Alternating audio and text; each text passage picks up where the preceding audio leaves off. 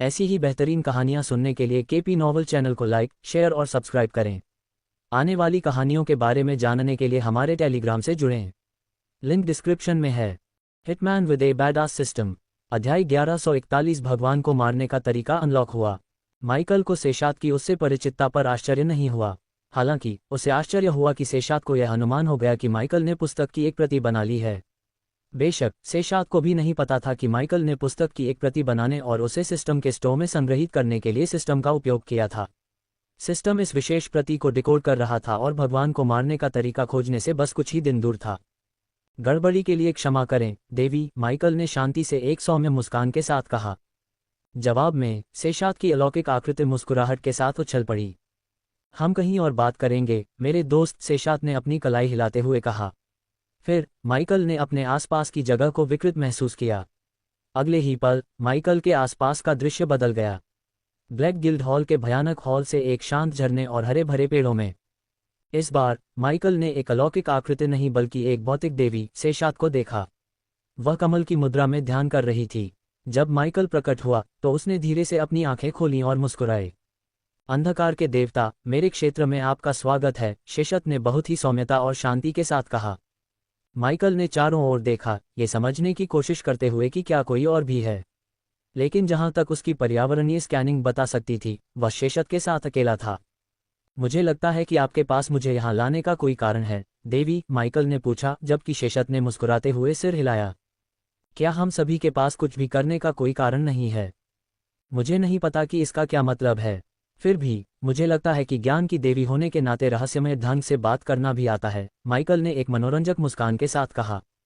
शब्द धोखा दे सकते हैं मेरे दोस्त, लेकिन कर्म नहीं। अपने भाग्य को गले लगाकर आप एक महान पथ पर प्रवेश कर चुके हैं जो इस क्षेत्र में संतुलन लाने के लिए निर्धारित है। वह किताब तुम्हारी नई यात्रा की शुरुआत मात्र है, सेशात ने शांति से कहा। तो तुम्हें पता है कि किताब में क्या है? माइकल ने पूछा, हालांकि उसे उस प्रश्न का उत्तर पता था। उत्तर संतुलन, प्रतिशोध, नियति और भी बहुत कुछ। ये सब दृष्टिकोण और तुम्हारे इरादे के बारे में है, सेशात ने कहा। मैं इसे हाँ के रूप में लूंगा। तो मुझे बताओ देवी, क्या तुम्हें डर नहीं है कि मैं देवताओं को मार डालूंगा? मैं देख सकता हूं कि तुम मुझसे अधिक शक्तिशाली हो, फिर भी तुम मुझे रोकने के लिए यहाँ नहीं लाए हो। अगर कुछ भी हो तो तुम ऐसा लग रहा हो कि तुम चाहती हो कि मैं तुम्हारे साथी देवताओं को मार डालूं, माइकल ने कहा। सेशात के विपरीत माइकल सीधा था। मैं एक देवी हूं, फिर भी तुम्हारा मुझे मारने का कोई इरादा नहीं है, सेशात ने बिना किसी डर या किसी भी चीज के लेकिन अपनी आवाज में शांति के साथ कहा। तुम कह सकती हो कि मैं केवल उन्हीं को मारता हूं जो इसके लायक हैं, यहां तक कि देवताओं को भी, माइकल ने उत्तर दिया। इसलिए तुम्हें ब्रह्मांड ने हमारे क्षेत्र में संतुलन लाने के लिए चुना है, सेशात ने कहा, लेकिन माइकल की आंखें घूम गईं। ये भविष्यवाणी और नियति की बकवास फिर से नहीं। भाग्य और भविष्यवाणियां सिर्फ भ्रम हैं मेरे दोस्त। सिर्फ एक चीज है जो तुम्हारे जीवन को तय करती है, तुम्हारी पसंद, सेशात ने मुस्कुराते हुए कहा। कम से कम तुम और मैं इस बात पर सहमत हैं। तो देवी, तुमने मुझे अभी तक ये नहीं बताया कि तुम मुझे यहाँ क्यों लाए हो, माइकल ने गहरी सांस छोड़ते हुए कहा। मैंने तुम्हारे मार्ग में अपना योगदान दिया है मेरे दोस्त, लेकिन मैं तुम्हें यहाँ एक चेतावनी देने के लिए लाया हूँ, एक दोस्त से दूसरे दोस्त को। सेशात ने रुककर ठंडी हवा को माइकल के पास से गुजरने दिया। तुम जिस यात्रा पर जाने वाले हो उसके लिए खुद को तैयार करो। बाधाओं के बावजूद तुम्हारा शांत रहना हमेशा तुम्हारी ताकत रहा है, इसे दूर मत होने दो। पहली बार माइकल ने उसके स्वर में शांति के बजाय गंभीरता सुनी। माइकल ने सेशात की ओर से आया शुभ चेतावनी को हल्के में नहीं लिया, खासकर रिन का सामना करने के बाद। वह तुम्हारा परीक्षण करेगी, उन लोगों को चोट पहुंचाएगी जिनकी तुम परवाह करते हो, और तुम्हें तुम्हारी सीमा तक धकेल देगी, सेशात ने कहा जैसे उसने माइकल के मन की बात पढ़ ली हो। मैंने इससे भी बदतर हालात का सामना किया है देवी, माइकल ने शांति से उत्तर दिया, लेकिन उसकी आवाज में अनिश्चितता का संकेत था। अंदर ही अंदर माइकल की आंतरिक भावना ने उसे बताया कि रिन किसी से भी कहीं ज्यादा खतरनाक है। शायद रानी की आत्मा का टुकड़ा ही रिन जितना शक्तिशाली लगता हो। हालांकि रानी कम से कम समझदार लग रही थी, जबकि रिन पूरी तरह से क्रूर, पागल राक्षस था। तुमने किताब तो दे दी है, लेकिन तुमने उससे संपर्क कर लिया है। इससे कई मौतें होंगी मेरे दोस्त। कृपया उस तूफान के लिए तैयार रहो जिसका तुम सामना करने वाले हो, सेशात ने उसके लिए सच्ची चिंता के साथ कहा। क्या बस इतना ही देवी? क्या तुम मुझे रिन के बारे में चेतावनी देने के लिए यहाँ लाए हो? माइकल ने पूछा। हाँ, एक दोस्ताना चेतावनी। अपने चुनाव समझदारी से करो मेरे दोस्त। हम फिर मिलेंगे, सेशात ने कहा। फिर माइकल के कुछ बोलने से पहले ही उसने अपना हाथ हिला दिया। एक बार फिर माइकल ने खुद को ब्लैकस्मिथ गिल्ड हॉल में पाया, लेकिन शव और खून के धब्बे कहीं नहीं मिले। जगह एकदम साफ और स्वच्छ दिख रही थी। जॉन, लड़का मेरा, रुरिक दौड़ता हुआ आया और बुदबुदाया, माइकल को संबोधित करने का सही तरीका समझने की कोशिश कर रहा था।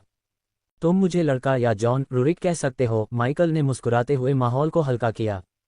जब माइकल रुरिक के सामने खड़ा था तो वेडोरा उसकी ओर सरकते हुए आए। माइकल ने वेडोरा को उठाया और अपने कंधे पर रख लिया। यहाँ क्या हुआ? माइकल ने वेडोरा से पूछा। शेषत के देवदूत, वे एक महिला के नेतृत्व में यहाँ आए और बिना एक शब्द बोले शवों और खून को साफ कर दिया। बहुत असभ्य भी, उन्होंने हमें पूरी तरह से नज़रअंदाज कर दिया, सभा ने शिकायत की। कम से कम वे कुशल तो हैं। कोई भी शायद ही इस बात पर यकीन कर सके कि यहाँ कोई नरसंहार हुआ था, अयाग ने टिप्पणी की। अब क्या होगा, जॉन? रुरिक ने पूछा। बौने की आवाज़ अनिश्चितता से भरी हुई थी क्योंकि वह मार्गदर्शन के लिए अपने सामने भगवान की ओर देख रहा था। अब हम गायब हो जाते हैं, माइकल ने शांति से कहा। उसके शब्द रुरिक को समझ में आए क्योंकि वे अभी अभी रिन मर्ड की राजकुमारी के संपर्क में आए थे। कोई भी व्यक्ति जिसके पास थोड़ी सी भी बुद्धि है, वह रिन के संपर्क में आने के बाद छिपना पसंद करेगा। हालांकि रुरिक को लगा कि माइकल रिन से डरता है और उससे छिपता है, लेकिन वास्तव में माइकल अपनी हत्या, रेनार की हत्या की तैयारी करने जा रहा था। क्या आपके पास कोई सुरक्षित घर है जहां आप छिप सकें? माइकल ने रुरिक से पूछा। वह रुरिक को अपने साथ नहीं ले जा सकेगा क्योंकि रुरिक के लिए सबसे सुरक्षित जगह सेशात के क्षेत्र में थी। गोल्ड स्पायर में कुछ सुरक्षित घर हैं, जिनमें से कुछ के बारे में केवल मुझे ही पता है, रुरिक ने कहा। तो वहां जाओ और मेरा इंतजार करो, माइकल ने रुरिक को एक हार देने से पहले कहा। इसके साथ एक मकड़ी का पेंडेंट जुड़ा हुआ है, इसे पहनो। जब समय आएगा मैं तुमसे संपर्क करूंगा, माइकल ने रुरिक के सिर हिलाते हुए कहा।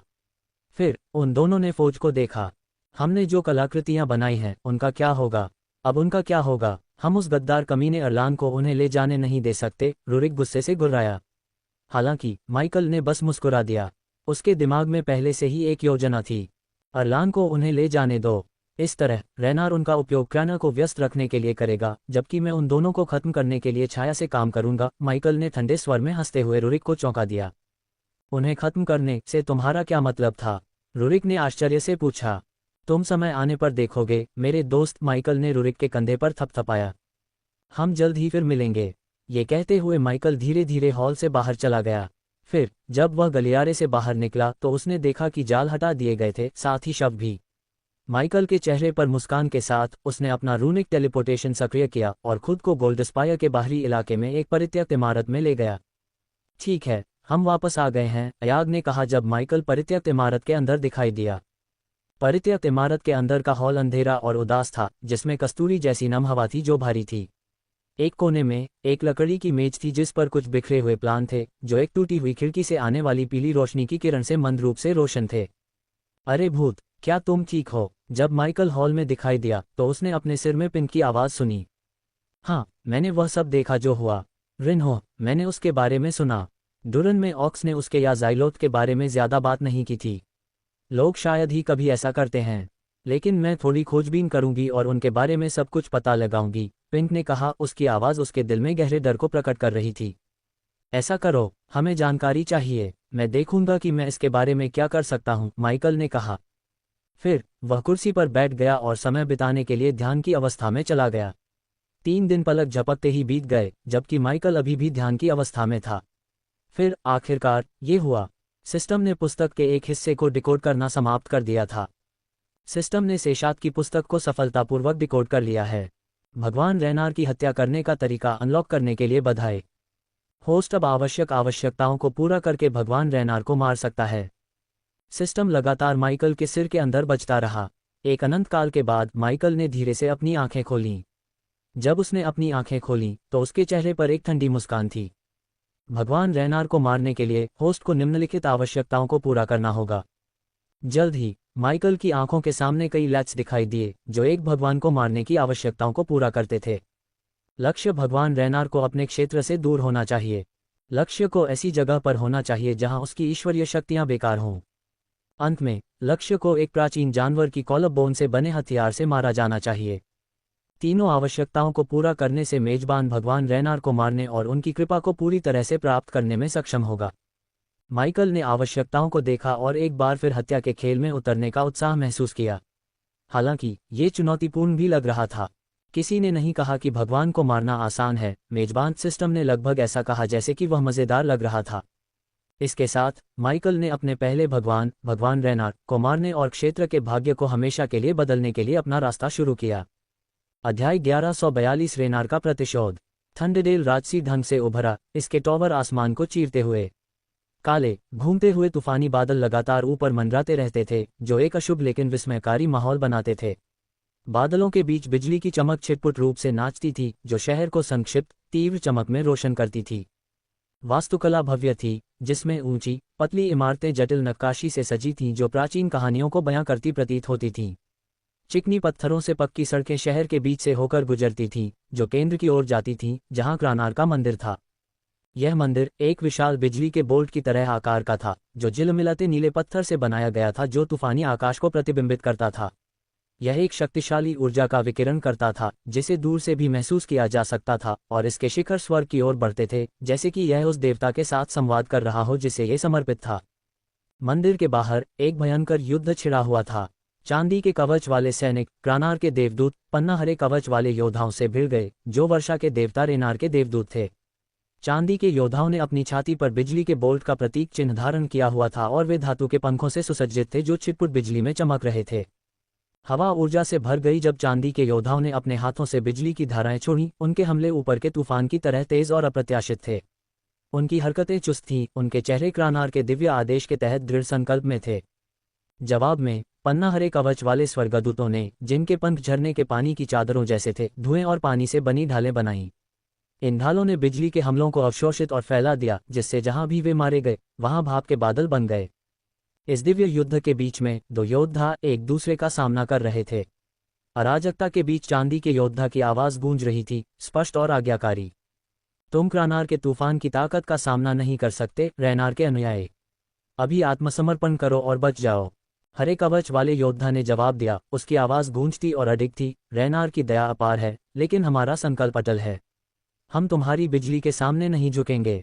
जैसे ही वे बोल रहे थे, उनके साथी उनके चारों ओर भिड़ गए। लड़ाई दैवीय शक्ति का एक भंवर थी। बिजली ने धरती को झुलसा दिया और पानी ने आग को बुझा दिया, जिससे एक अलौकिक तमाशा बन गया। उनके टकराव की ताकत के कारण इमारतें ढह गईं और ऊपर आसमान गरजने लगा, मानो देवता स्वयं संघर्ष को देख रहे हों और उसमें भाग ले रहे हों। थंडरडेल शहर ईश्वरीय संघर्ष का एक वसीयतनामा था, एक ऐसी जगह जहां बिजली और बारिश की ताकतें शक्ति और महिमा के प्रदर्शन में टकराती थीं। जैसे जैसे युद्ध ऊपर बढ़ता गया, थंडरडेल के लोग आतंक और विनाश के तूफान में फंस गए। कभी चहल पहल वाली सड़कें अब अस्त व्यस्त हो गई थीं, दहशत और भय की आवाज़ों से भरी हुई थीं। निवासी पागलों की तरह भाग रहे थे, अपने ऊपर चल रहे आकाशीय युद्ध से बचने के लिए आश्रय की तलाश कर रहे थे। सदियों से खड़ी इमारतें अब लगातार हमले के कारण ढह रही थीं। प्राचीन पत्थर टूटकर गिर रहे थे, जिससे उनके रास्ते में आने वाली हर चीज़ कुचल गई। घर जो कभी हंसी और जीवन से गूंजते थे, अब मलबे में तब्दील हो गए थे। उनकी यादें मलबे के नीचे दब गई थीं। मलबे से निकलते समय अपने बच्चे को पकड़े हुए एक महिला चिल्लाई, यहाँ से जल्दी से निकलो, हमें सुरक्षित जगह ढूंढनी है। उसकी आवाज़ डर से कांप रही थी, लेकिन वह अपने बच्चे की रक्षा करने के लिए दृढ़ संकल्पित होकर आगे बढ़ी। एक बूढ़ा आदमी एक अस्थायी बैसाखी पर भारी झुकाव रखते हुए अपनी आंखों में निराशा के साथ आसमान की ओर देख रहा था। मैंने ऐसा विनाश कभी नहीं देखा। देवताओं ने हमें त्याग दिया है, उसने अपने चारों ओर जमा हुए लोगों से कहा। हवा में धूल और जलने की तीखी गंध थी। सड़कों पर चीखें गूंज रही थीं, जब लोग घायलों और गिरे हुए लोगों पर ठोकर खा रहे थे। एक युवक, जो एक गतिहीन आकृति के पास घुटनों के बल बैठा था, पीड़ा में चिल्ला रहा था, मदद करो, कृपया कोई मदद करो, मेरा भाई, वह हिल नहीं रहा है। इस कोलाहल के बीच स्थानीय चिकित्सकों का एक समूह अथक परिश्रम कर रहा था। उनके चेहरे थकावट और दुख से भरे हुए थे। घायलों को इस ओर लाओ, एक चिकित्सक ने चिल्लाते हुए एक घायल बच्चे को ले जा रहे समूह को निर्देश दिया। हमें यहाँ और पट्टियाँ चाहिए, एक अन्य ने चिल्लाते हुए कहा, जो खून से लथपथ एक महिला की देखभाल कर रहा था। हर जगह जमीन उन चीज़ों के अवशेषों से अटी पड़ी थी जो कभी थीं, घरों के टुकड़े, निजी सामान और शहर के निवासियों के टूटे हुए सपने। थंडरडेल का एक बार शक्तिशाली शहर अब निराशा का दृश्य था, जो देवताओं के बीच युद्ध के विनाशकारी परिणामों का प्रमाण था। जैसे ही बिजली चमकी और पानी का बहाव बढ़ा, थंडरडेल के लोगों को भय और नुकसान की रात का सामना करना पड़ा। उनकी चीखें दैवीय शक्तियों के युद्ध में मानवीय कीमत की मार्मिक याद दिलाती हैं। थंडरडेल के ऊपर अशांत आसमान में रेनार की तरफ तूफानी बादलों के बीच एक विशाल चेहरा बना। ये बहुत बड़ा था, क्षितिज के पार फैला हुआ, जिसकी आंखें अराजकता को चीरती हुई सीधे नीचे युद्ध के मैदान तक पहुंचती हुई लग रही थीं। इसकी विशेषताएं कठोर और राजसी थीं, जो घूमते बादलों और धुंध से बनी थीं।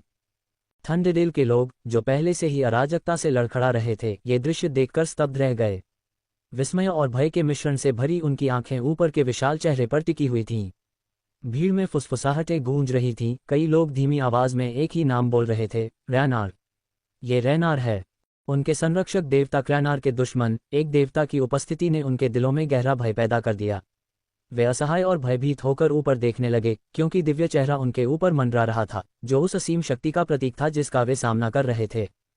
इस बीच रेनार के देवदूत अपने देवता के प्रकट होने से उत्साहित होकर जयकारे लगाने लगे। रेनार हम पर नजर रखता है, जीत हमारी है, एक ने चिल्लाया, उसकी आवाज जोश से भरी हुई थी। शक्तिशाली रेनार हमें जीत की ओर ले जाने के लिए आया है, एक और ने कहा, उसकी आंखें अटूट विश्वास से चमक रही थीं। फिर रेनार का विशाल चेहरा बोला, उसकी आवाज युद्ध के मैदान में गरजती हुई और सुनने वाले सभी के दिलों में गूंजती हुई। क्रैनार के योद्धाओं, अपने हथियार डाल दो, अब आत्मसमर्पण करो या रेनार की शक्ति के तहत पूरी तरह से विनाश का सामना करो।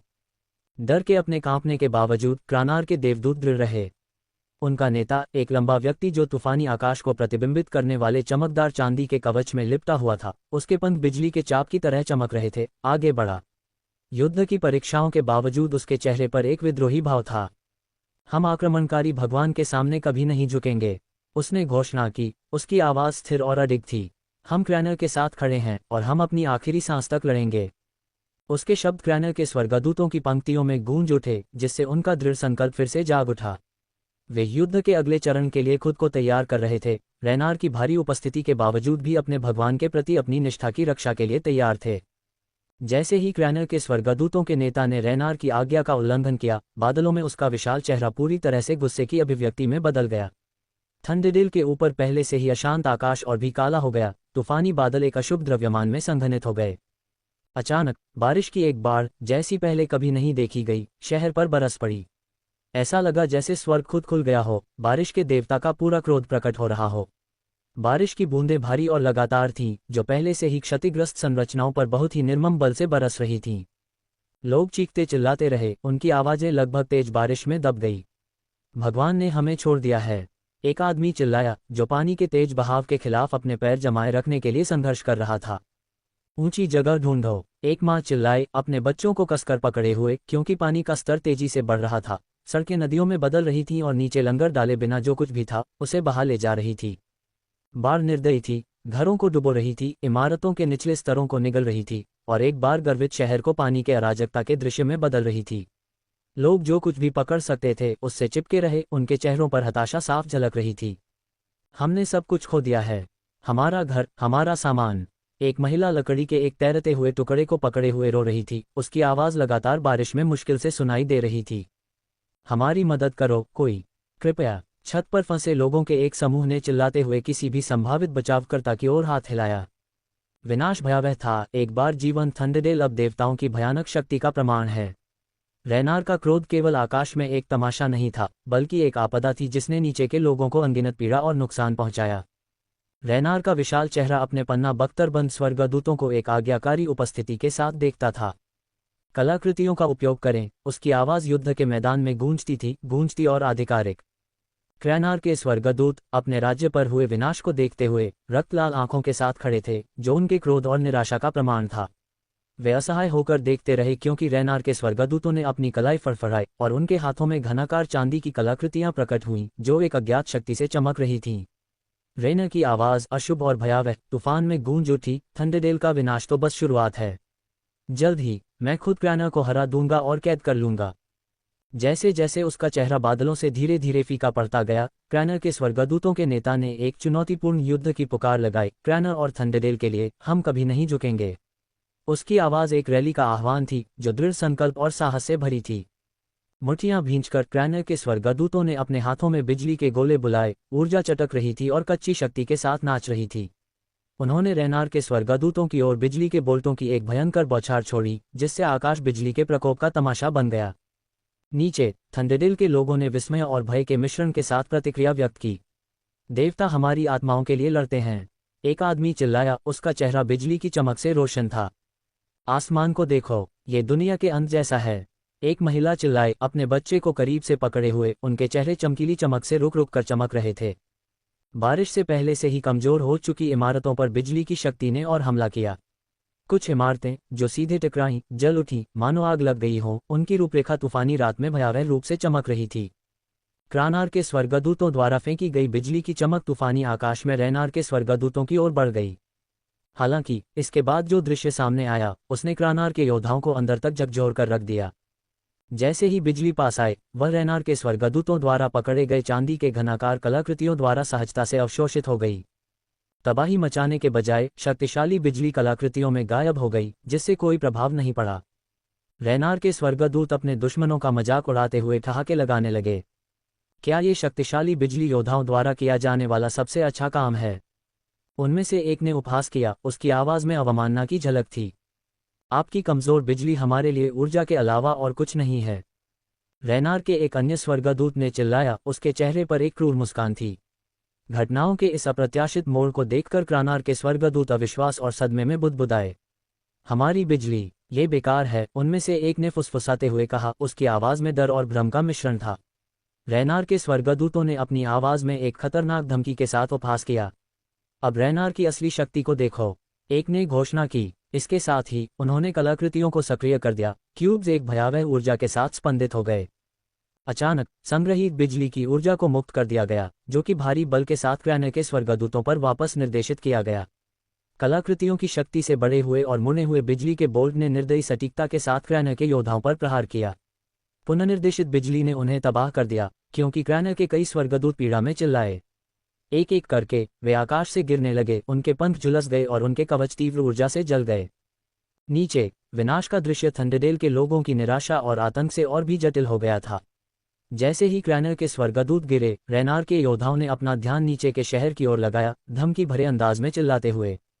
देखो थंडरडेल के लोगों, तुम्हारे रक्षक आकाश से गिर रहे हैं, रैनार के एक देवदूत ने दहाड़ते हुए कहा। उसकी आवाज पूरे शहर में गूंज उठी। तुम्हारे और तुम्हारे शहर के लिए अंत निकट है। बिजली के देवता का शासन समाप्त हो गया है। अध्याय 1143 रैनार की क्रूरता। जब माइकल पोर्टल के भंवर से बाहर निकला तो उसके चारों ओर की गली अंधेरे में डूबी हुई थी। कुछ चालू स्ट्रीट लैंप की मंद रोशनी ने तबाह सड़कों पर भयानक छायाएं डालीं। उसने अपने सामने के दृश्य का निरीक्षण किया। इमारतें गिरे हुए डोमिनोज की तरह ढह गईं। उनकी एक बार की मजबूत संरचनाएं अब मलबे के ढेर मात्र रह गई थीं। लगातार बारिश ने सड़कों को अशांत नदियों में बदल दिया था। पानी उस जगह के चारों ओर घूम रहा था जो कभी एक हलचल भरा शहर हुआ करता था। यहाँ क्या हुआ? माइकल के कंधे पर बैठे अयाग ने अविश्वास में फुसफुसाया। माइकल की आंखें ऊपर की ओर उठीं। एक अराजक हवाई युद्ध को देखा। पन्ना हरे रंग के कवच में लिपटे स्वर्गदूत रैनार का प्रतिनिधित्व करते हुए क्रानार के अपने चांदी के कवच वाले समकक्षों के साथ भयंकर रूप से भिड़ गए।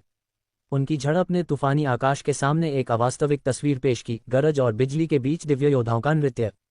बारिश लगातार जारी थी। बारिश की धारें बरस रही थीं, जो पहले से ही राज्य को घेर चुकी बाढ़ के पानी में और इजाफा कर रही थी। सड़कें अब तेज बहने वाली धाराएं बन गई थीं, जो बिना लंगर के किसी भी चीज को बहा ले जा रही थीं।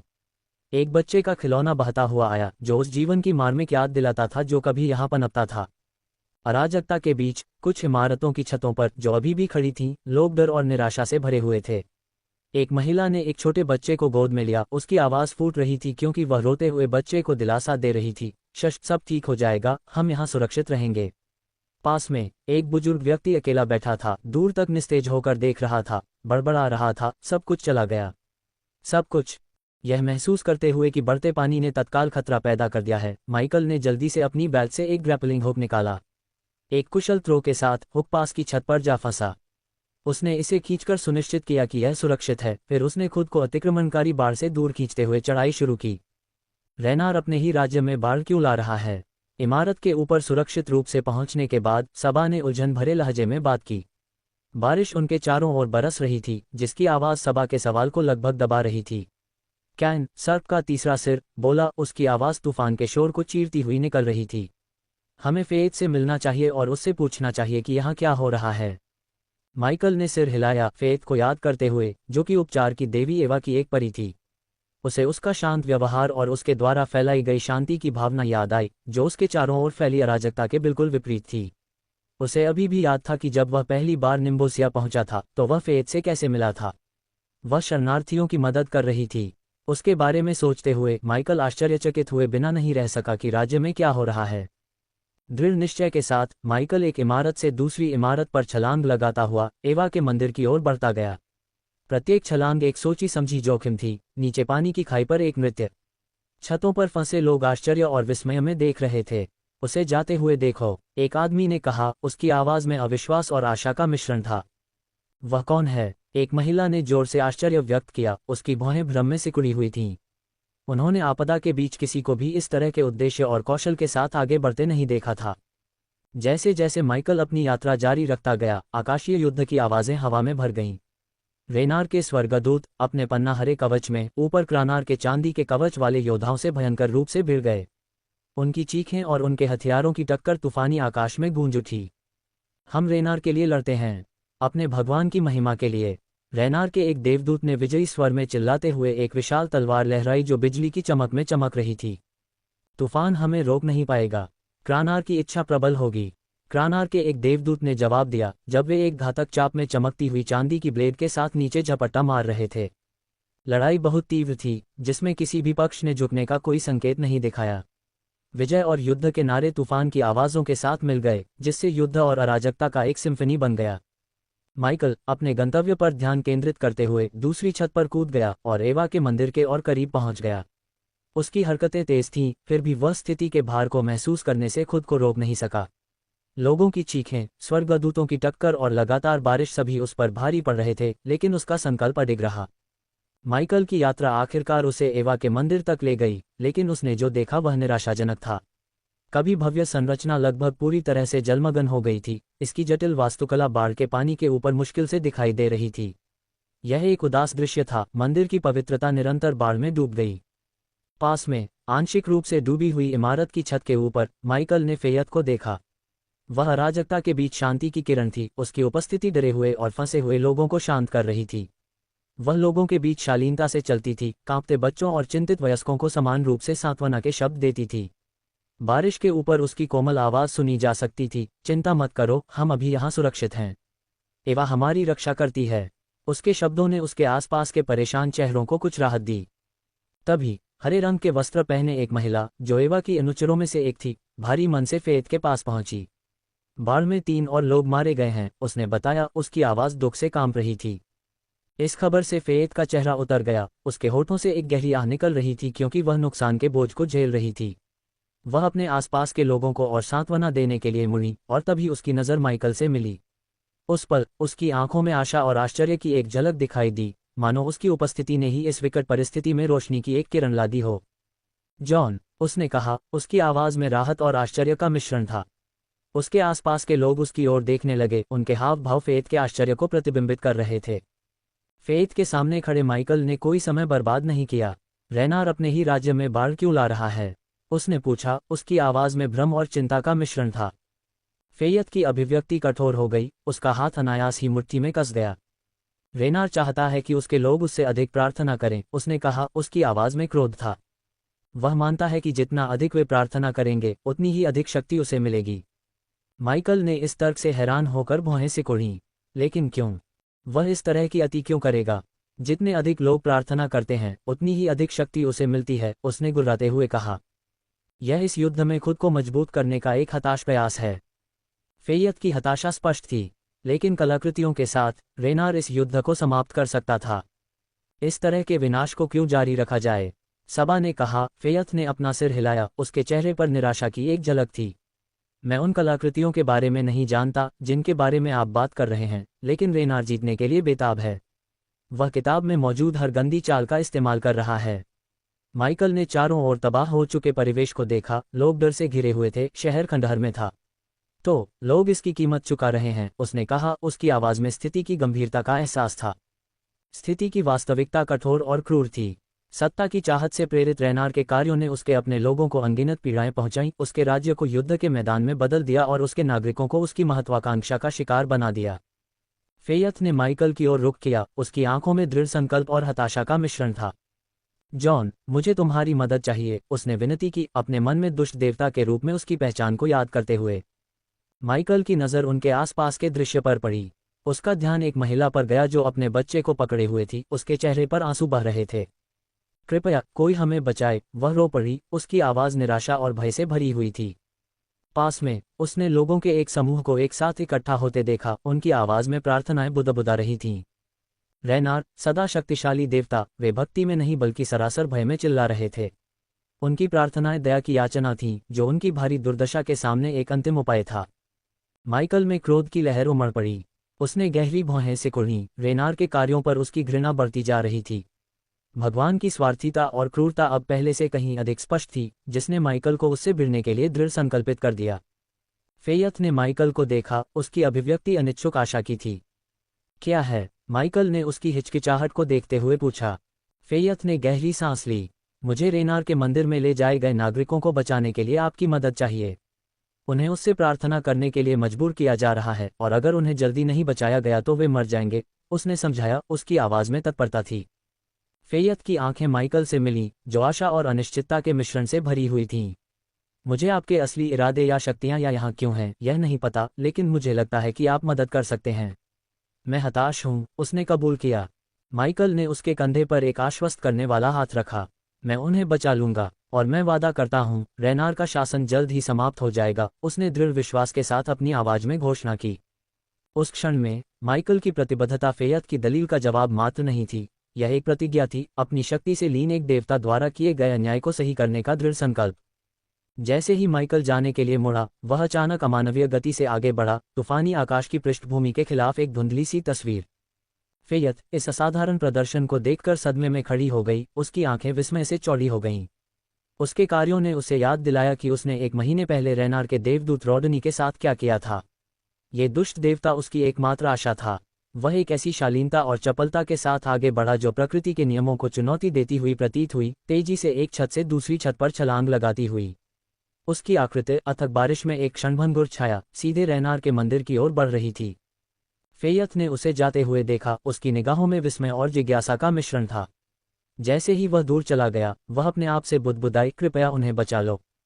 जब वह चला गया तो वह वहीं खड़ी रही, तूफान को देखती रही, सोचती रही कि रहस्यमय दुष्ट देवता अराजकता और निराशा के बीच आशा की किरण हो सकता है। अध्याय 1144 भगवान रेनार का भौतिक प्रकटीकरण। जब माइकल चुपके से रेनार के मंदिर के पास पहुंचा तो राजसी संरचना उसके सामने उभरी, भव्यता का एक टॉवर, इसकी सुनहरी जड़ें तूफान के प्रकोप में भी चमक रही थीं। ये बाढ़ से अछूता खड़ा था, भगवान की घमंड और शक्ति का एक प्रमाण। इसकी समृद्धि शहर को जकड़ने वाली निराशा के विपरीत थी। लोगों की कतारें भीड़ में भीगते हुए मंदिर की ओर बढ़ीं।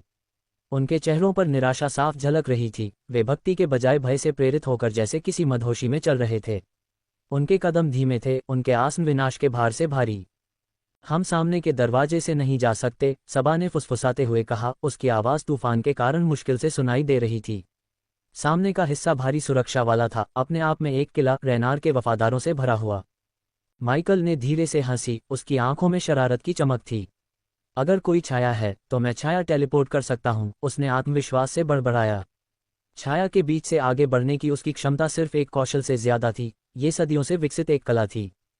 वह जल्दी से गार्ड और भीड़ की लाइन से दूर चला गया, भूत की तरह छाया में घुल मिल गया। उसकी हरकतें तरल और मौन थीं, अंधेरे में एक नृत्य। लाइन में एक माँ ने अपने बच्चे को कसकर पकड़ रखा था, फुसफुसाते हुए, सब ठीक हो जाएगा। उसकी आवाज़ डर से कांप रही थी, जो उसके झूठे आश्वासन के बिल्कुल विपरीत थी। बच्चा, चौड़ी आंखों वाला और डरा हुआ, उसके गले में सांत्वना की तलाश करते हुए उससे लिपट गया। चारों ओर लोग डरे हुए लग रहे थे। उनके चेहरे निराशा के कैनवास थे, हर कोई एक उल्टी हो चुकी जिंदगी की कहानी कह रहा था। उनकी प्रार्थनाएं आस्था की नहीं बल्कि डर की थीं, जो पूजा में नहीं बल्कि दया की हताशा भरी विनती में कही गई थीं। सत्ता की अपनी अतृप्त प्यास में रेनार अपने क्षेत्र के नागरिकों को उससे अधिक प्रार्थना करने के लिए मजबूर कर रहा था।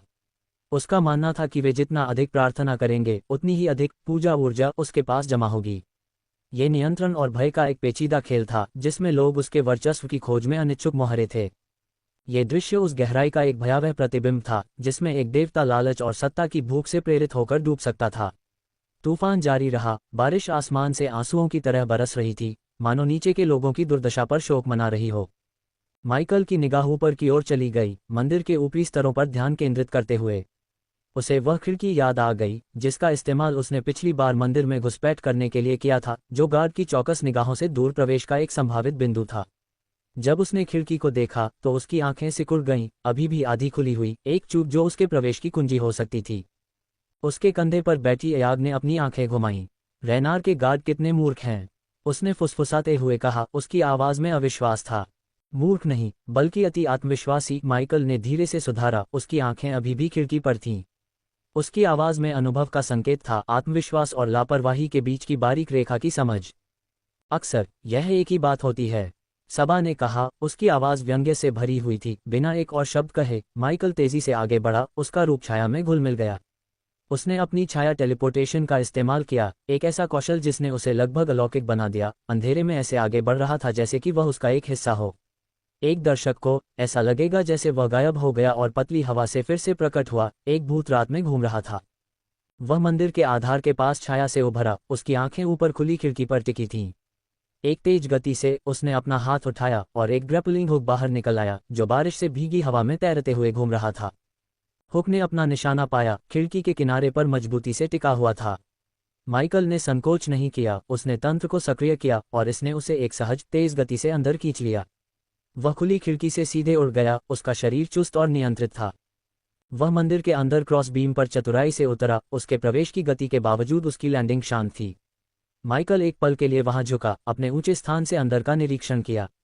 वह अब रेनार के मंदिर के अंदर था, एक ऐसी जगह जो खतरों से भरी हुई थी, लेकिन भगवान के अत्याचारी शासन को कमजोर करने की क्षमता से भी भरी हुई थी।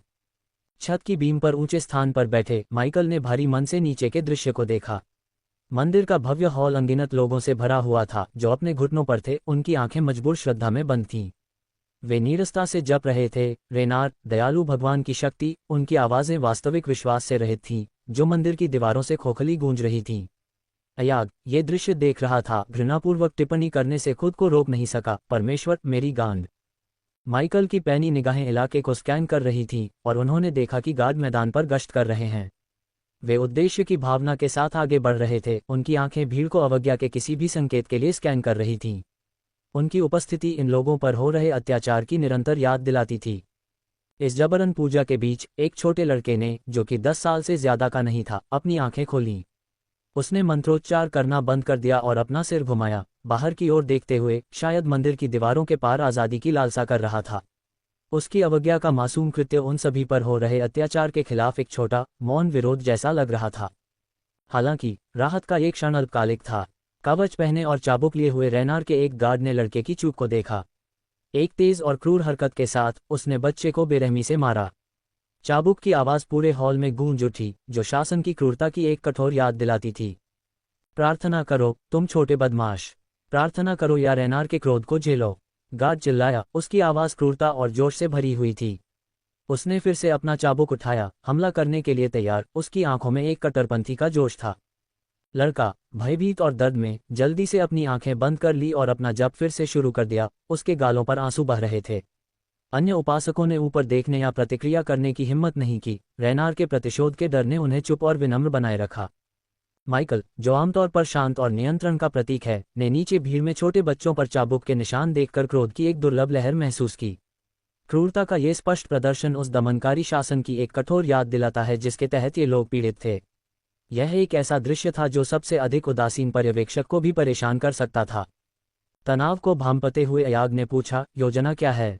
हम सभी को बिना किसी लड़ाई के राज्य से भागना नहीं चाहिए, उसने बताया, इस तरह के प्रयास से होने वाले रसद संबंधी दुष्वप्न के बारे में जानते हुए। माइकल ने जवाब देने से पहले एक पल सोचा। इस मंदिर में एक दिव्य द्वार है, हम इसका उपयोग लोगों को गोल्ड स्पायर तक ले जाने के लिए कर सकते हैं, उसने प्रस्ताव रखा। उसका दिमाग पहले से ही योजना की पेचीदगियों पर काम कर रहा था। यह एक अच्छी योजना लगती है, सबा ने ध्यान से सुनते हुए सहमति में सिर हिलाया। देवी शेषत भरोसेमंद और दयालु लगती हैं, वह गोल्ड स्पायर में हमारी मदद कर सकती हैं, उसने कहा, संभावित सहयोगी पर विचार करते हुए जिस पर वे भरोसा कर सकते हैं। हालांकि माइकल संशय में रहा। मैं किसी भी भगवान पर भरोसा नहीं करता, भले ही वह दयालु और भरोसेमंद लगे, उसने स्पष्ट रूप से कहा। उसके अनुभवों ने उसे सतर्क रहना सिखाया था, खासकर देवताओं के साथ व्यवहार करते समय।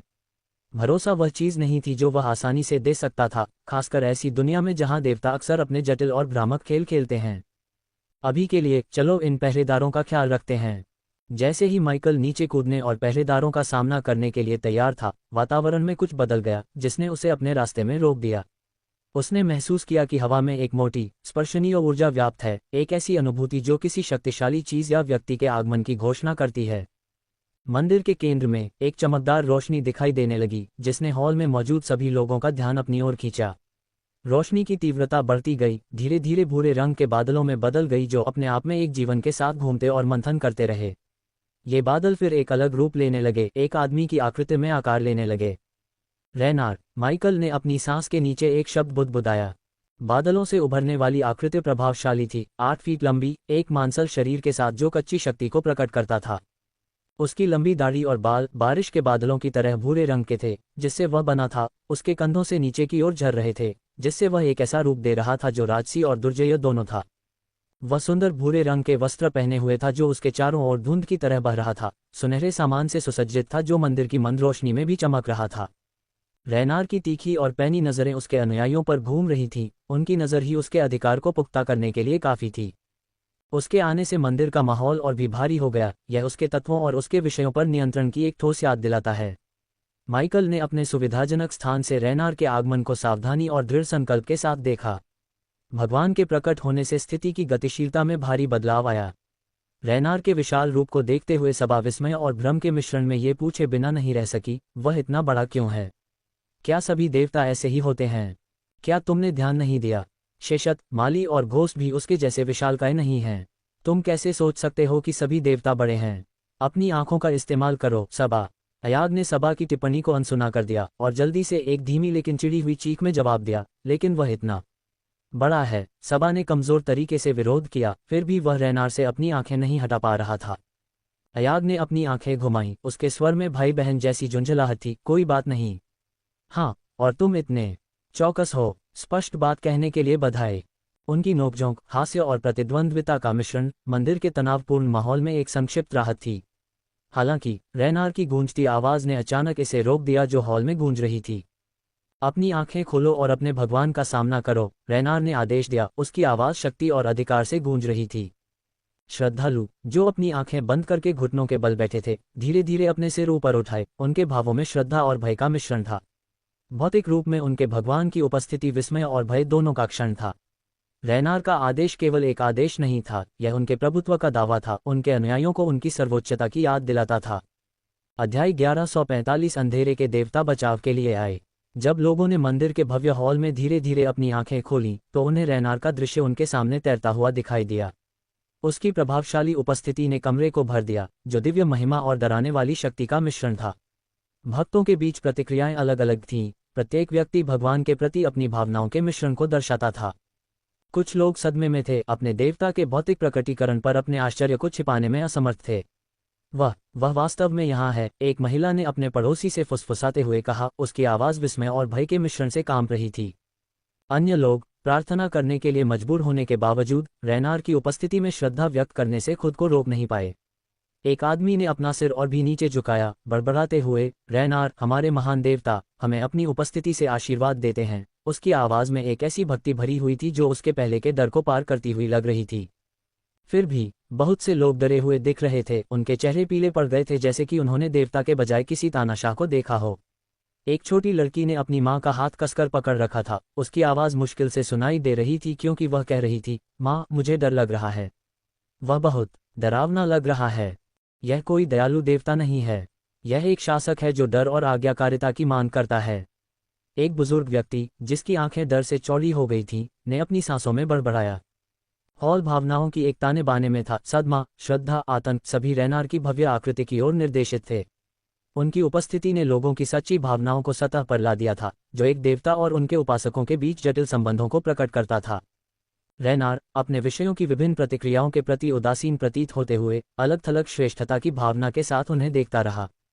रेनार की ठंडी, दबंग आवाज़ हॉल में गूंज रही थी, जो भावनाओं के मिश्रण को चाकू की तरह काट रही थी। तुम मुझसे और अधिक जोश से प्रार्थना क्यों नहीं कर रहे हो? उसने मांग की, उसकी आवाज़ में गर्मजोशी नहीं थी। उसने जारी रखा, उसकी आवाज़ हर शब्द के साथ ठंडी होती जा रही थी, मैंने तुम्हें अपने क्षेत्र में जगह दी है, भोजन दिया है, हमेशा बारिश की है, और अब इस क्षेत्र का विस्तार करने की शक्ति दी है। फिर भी तुम मुझसे वैसे प्रार्थना नहीं करते जैसे तुम्हें करनी चाहिए। क्यों? हॉल में ऊर्जा घनी हो गई, लगभग दम घुटने लगी। ऐसा लग रहा था जैसे रेनार की नाराजगी एक ठोस ताकत थी जो मौजूद सभी लोगों पर दबाव डाल रही थी। भयभीत और डरे हुए लोग अपने सिर जमीन पर पटकने लगे, उसकी दया और माफी की भीख मांगने लगे। उनकी आवाजें हताशा और डर का एक कोरस थीं। हमें माफ कर दो, महान रेनार, एक आदमी चिल्लाया, उसका माथा जमीन को छू रहा था। हम सिर्फ विनम्र सेवक हैं, आपकी कृपा के योग्य नहीं हैं। कृपया हम पर दया करो, एक महिला ने विनती की, उसकी आवाज टूट रही थी। हम और जोर से और ज्यादा जोश से प्रार्थना करेंगे। कृपया हमें अपने क्रोध से बचाएं। आपकी महानता की कोई सीमा नहीं है, हम अपना जीवन आपकी पूजा में समर्पित कर देंगे, दूसरे ने कहा, उसकी आवाज में डर साफ झलक रहा था। बच्चे अपने माता पिता से लिपट कर रो रहे थे, उनके युवा दिमाग स्थिति को पूरी तरह से समझने में असमर्थ थे, लेकिन सहज रूप से अधीनता दिखाने की आवश्यकता को समझ रहे थे। ये दृश्य पूर्ण समर्पण का था, अपने विषयों में भय और आज्ञाकारिता पैदा करने की रेनार की शक्ति का प्रदर्शन। जब मंदिर में माहौल भय और समर्पण से भरा हुआ था, तो वही प्रभावशाली ऑक जिसे माइकल ने पहले देखा था, जो निम्बोसिया के राजा को यातना देने के लिए जिम्मेदार था, हॉल में प्रवेश किया। उसकी उपस्थिति पहले की तरह ही खतरनाक थी और उसके आगमन ने उपस्थित सभी लोगों का ध्यान आकर्षित किया। अपनी यादों को ताज़ा करने के लिए अध्याय 1068 एक बार फिर से गुप्त हत्यारा बनना पड़े। माइकल की कोट की जेब से झांकते हुए याग ने फुसफुसाया, क्या ये वही ऑक नहीं है जिसने पानी की बूंदों का उपयोग करके राजा को यातना दी थी? माइकल ने अपने छिपे हुए दृष्टिकोण से देखते हुए चुपचाप पुष्टि की, हाँ वह वही है। रेनार ने ऑक के प्रवेश को देखा, एक तानाशाह के अनुरूप अनुग्रह और अधिकार के साथ घूमा। उसकी आवाज आज्ञाकारी और गहरी हॉल में गूंज उठी। तुम यहाँ क्यों आए हो? उसने ऑक से पूछा। ऑक ने सम्मान और भय दोनों को व्यक्त करते हुए उत्तर दिया, मेरे प्रभु रेनार, मुझे मोर्चे से समाचार मिला है। क्रानार के स्वर्गदूत पीछे हट रहे हैं और युद्ध में पीछे रह रहे हैं। रेनार ने ठहाका लगाया, एक ऐसी आवाज जो एक गहरे रंग की थी। ये केवल शुरुआत है, उसने आत्मविश्वास से घोषणा की। जल्द ही उसका समर्थन करने के लिए कोई स्वर्गदूत नहीं होने के कारण लोग क्रानार में विश्वास खो देंगे, और अपने स्वयं के राज्य से पर्याप्त विश्वास ऊर्जा नहीं होने के कारण क्रानार को पैंथियन द्वारा उसके राज्य से बाहर कर दिया जाएगा। फिर मैं थंडरडेल पर कब्जा कर लूंगा। ऑक ने सहमति में सिर हिलाया, उसकी अभिव्यक्ति रेनार की रणनीतिक सूझबूझ के लिए प्रशंसा और श्रद्धा की थी। रेनार की महत्वाकांक्षा न केवल अपने विषयों पर नियंत्रण बनाए रखना था, बल्कि अपने विरोधियों की कमजोरी का फायदा उठाते हुए अपनी शक्ति को अन्य क्षेत्रों में भी फैलाना था।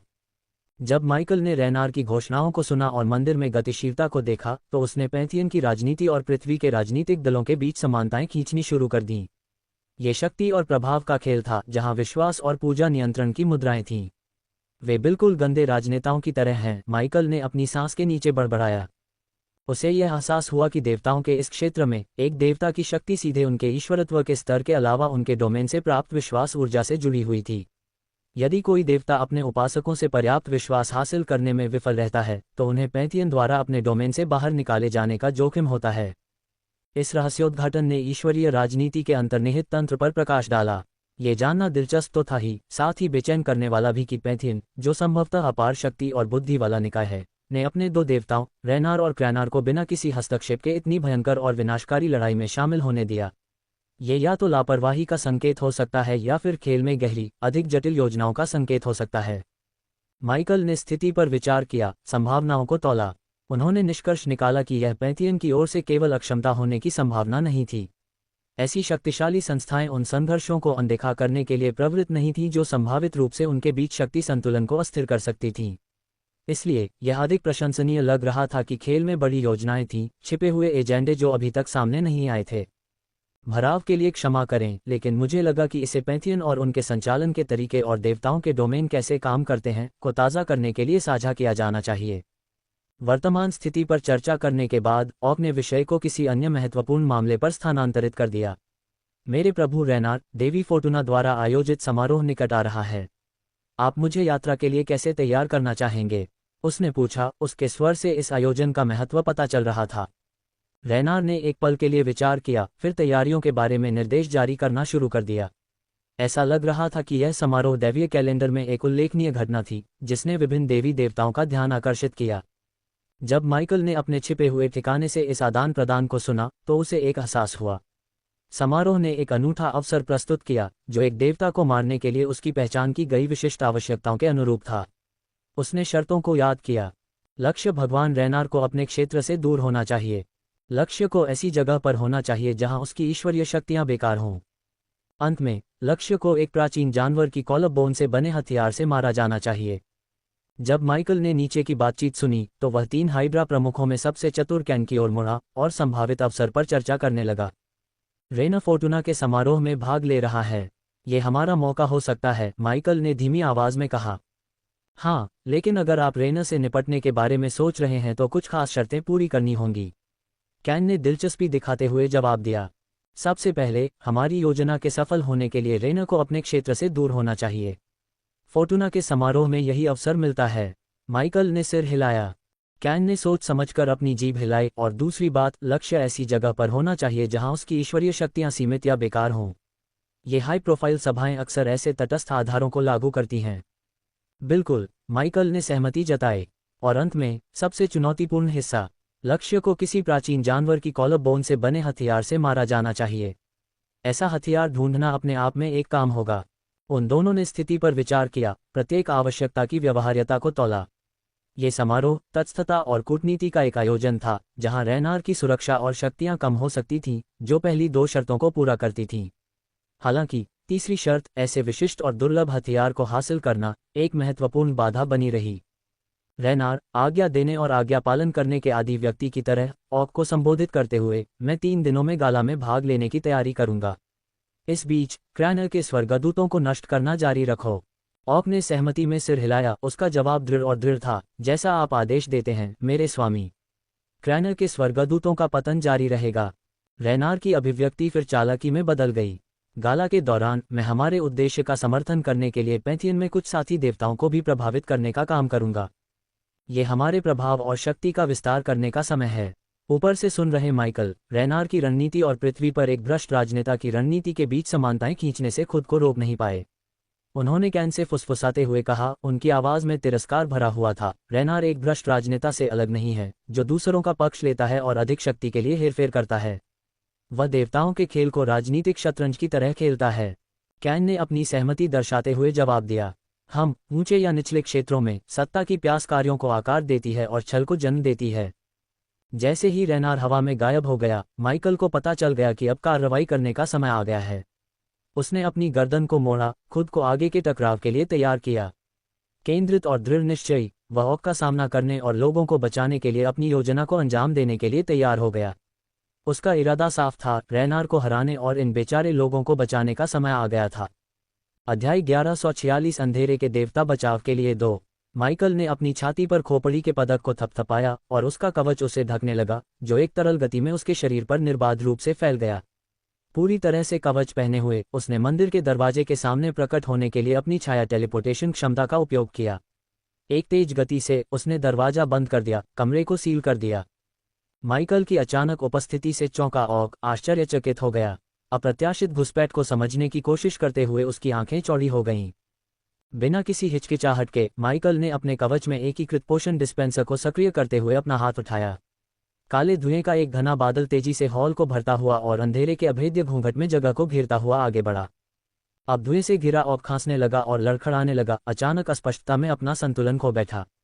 हॉल, जो कभी साफ था, अब छाया और भ्रम का क्षेत्र बन गया था, जो माइकल की रणनीति के बिल्कुल अनुकूल था। अंधेरे धुएं में घिरे ऑक ने एक भयंकर दहाड़ लगाए।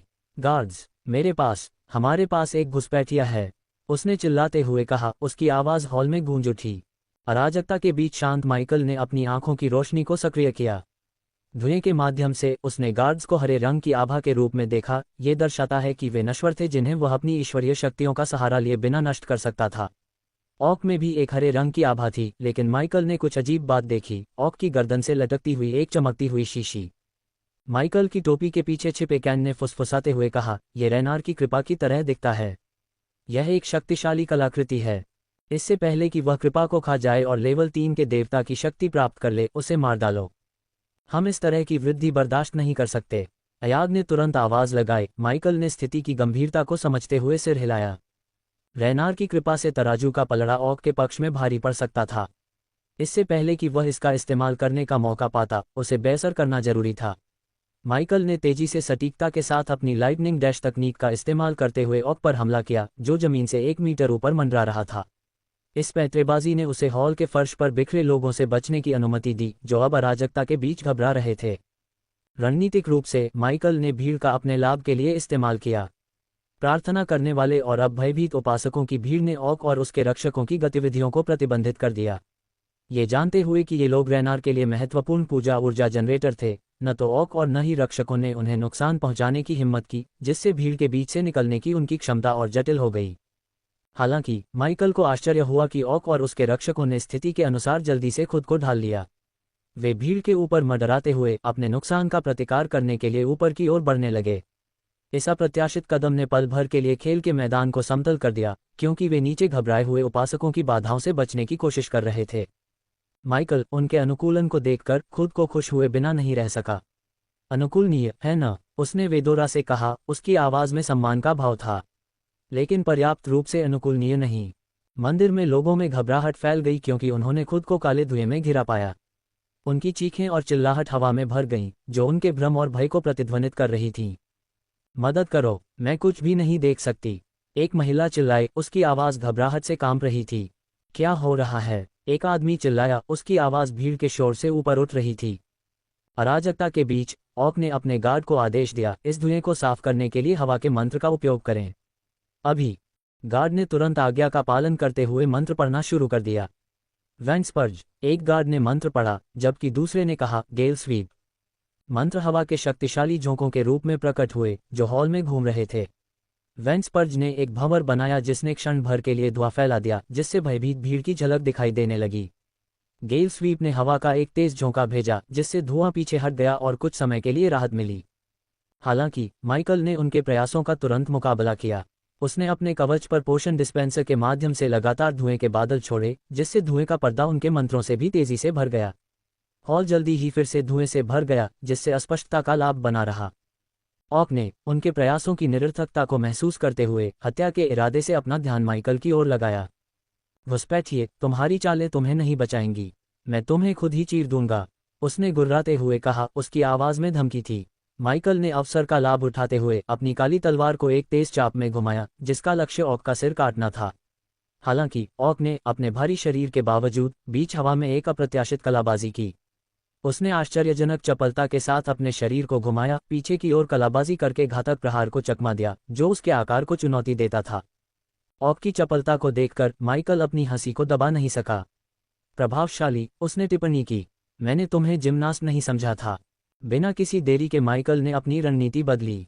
जब उसने सीधे ऑक पर काली किरणें फेंकी तो उसकी आंखें भयावह रूप से चमक उठीं। किरणें हवा में उड़ती हुई ऑक की त्वचा को चीरती हुई निकल गईं। किरणों के संपर्क में आते ही ऑक दर्द से दहाड़ने लगा। रेनार की कृपा को पकड़े हुए चेन टूट गई और शीशी उड़ गई। क्रोधित और दर्द में ऑक चिल्लाया, तुम्हें इसकी कीमत चुकानी पड़ेगी, घुसपैठिए, मैं तुम्हें कुचल दूंगा। माइकल की आंखों ने रेनार की चमकती हुई कृपा को तुरंत पहचान लिया, जो घबराई हुई भीड़ के बीच उतरी थी। उसने ऑक के अचानक आक्रामकता से घबराहट में बदलने पर ध्यान दिया। उसे पता था कि भीड़ भरे हॉल में एक गलत कदम भी कृपा को पैरों तले कुचल सकता है। ऑक ने खतरनाक स्थिति को समझते हुए लोगों पर दहाड़ते हुए कहा, हिलना मत, जहां हो वहीं रहो। उसकी आवाज पूरे हॉल में गूंज उठी, आज्ञाकारी और भयंकर। उसकी चीख ने वांछित प्रभाव डाला। लोग, जो पहले से ही भय और भ्रम से स्तब्ध थे, पूरी तरह से जम गए, इतना भयभीत कि एक भी मांसपेशी हिल नहीं पा रही थी। हॉल, जो कभी अराजकता से भरा हुआ था, अब एकदम शांत हो गया। तनाव स्पष्ट रूप से दिखाई दे रहा था। माइकल ने मौके का फायदा उठाते हुए ऑक को ताना मारा, आज तुम्हें मुझसे कोई नहीं बचा सकता। ऑक ने गुस्से और भ्रम में अपनी आंखें सिकुड़ते हुए कहा, तुम कौन होते हो मुझे चुनौती देने वाले? माइकल ने शांत और आत्मविश्वास से जवाब दिया, जब मैं उसे तुम्हारे साथ नरक में भेजूंगा तब रेनार से पूछना। जब मैं तुम्हें पहले नरक में भेजूंगा। माइकल के रेनार के प्रति अनादर से क्रोधित ऑक ने एक उन्मादी उन्माद में प्रवेश किया। उसका क्रोध स्पष्ट रूप से दिखाई दे रहा था जब वह दहाड़ रहा था, तुमने भगवान रेनार का अपमान करने की हिम्मत की, मैं तुम्हें चीर डालूंगा। फिर उसने अपने रक्षकों से चिल्लाते हुए कहा, हमला करो, इस घुसपैठिए पर अपने सभी जादू चलाओ। ऑक ने खुद को सीधे हमले के लिए तैयार किया। उसने गोल्डन फिस्ट ऑफ फ्यूरी का जाप किया और उसकी विशाल मुट्ठी सुनहरी चमक के साथ चमकने लगी। उसके हाथ के चारों ओर की हवा ऊर्जा से भर गई, जो उस अपार शक्ति का संकेत दे रही थी जिसे वह प्रकट करने वाला था। युद्ध के नारे के साथ ऑक ने माइकल की ओर तेजी से मुखों की एक श्रृंखला शुरू की। प्रत्येक मुट्ठी सुनहरी रोशनी से चमक रही थी, उसके आकार के लिए आश्चर्यजनक गति से आगे बढ़ी, जिससे हमलों का एक धुंधलापन पैदा हुआ। हालांकि माइकल ने अपनी चपलता और सटीकता के साथ ऑक की क्रूरता का मुकाबला किया। उसने चतुराई से प्रत्येक मुक्का को टाला, तरलता और शालीनता के साथ आगे बढ़ा। जैसे ही उसने चकमा दिया, उसने ऑक को ताना मारा, क्या तुम्हारे पास बस इतना ही है? मुझे रेनार के चैंपियन से और अधिक की उम्मीद थी। इस बीच पहरेदारों ने अपने मंत्रों का जाप करना शुरू कर दिया। एक्वावोटेक्स, एक चिल्लाया, जिससे माइकल पर पानी की एक घुमावदार धार बन गई। तीरों की बारिश, एक और चिल्लाया, क्योंकि ऊपर से तेज पानी से बने तीर बरस रहे थे। जैसे ही मंत्र माइकल पर केंद्रित हुए, उसके चारों ओर रिस्पॉन्सिव शील्ड सक्रिय हो गई। हल्के नीले रंग की पारदर्शी ढाल में जान आ गई, जिसने पानी पर आधारित हमलों को आसानी से अवशोषित कर लिया। ढाल प्रत्येक प्रभाव के साथ स्पंदित हुई, इसकी ऊर्जा मंत्रों की शक्ति को नष्ट कर रही थी। माइकल ने एक क्षणिक अवसर का लाभ उठाते हुए अपनी काली तलवार को ऑक की चमकती हुई सुनहरी मुट्ठियों पर निशाना बनाया, उन्हें काटने का इरादा रखते हुए। हालांकि उसके आश्चर्य के लिए काली तलवार सुनहरी चमक से टकरा गई, एक खरोंच भी नहीं आई। सिस्टम की आवाज उसके सिर में गूंजी, अपग्रेड की आवश्यकता। डार्क स्वॉर्ड में कुछ मंत्रों के खिलाफ प्रभावी लड़ाई के लिए पर्याप्त रून संवर्धन की कमी है। उस समय सिस्टम के सुझाव को अनदेखा करते हुए माइकल ने जल्दी से प्रतिक्रिया की, क्योंकि ऑक की सुनहरी मुट्ठी फिर से उस पर टूट पड़ी। उसने अपनी कलाई उठाए और ब्लैक शील्ड उससे पीछे हट गई, मुक्का रोकने के लिए ठीक समय पर उछली।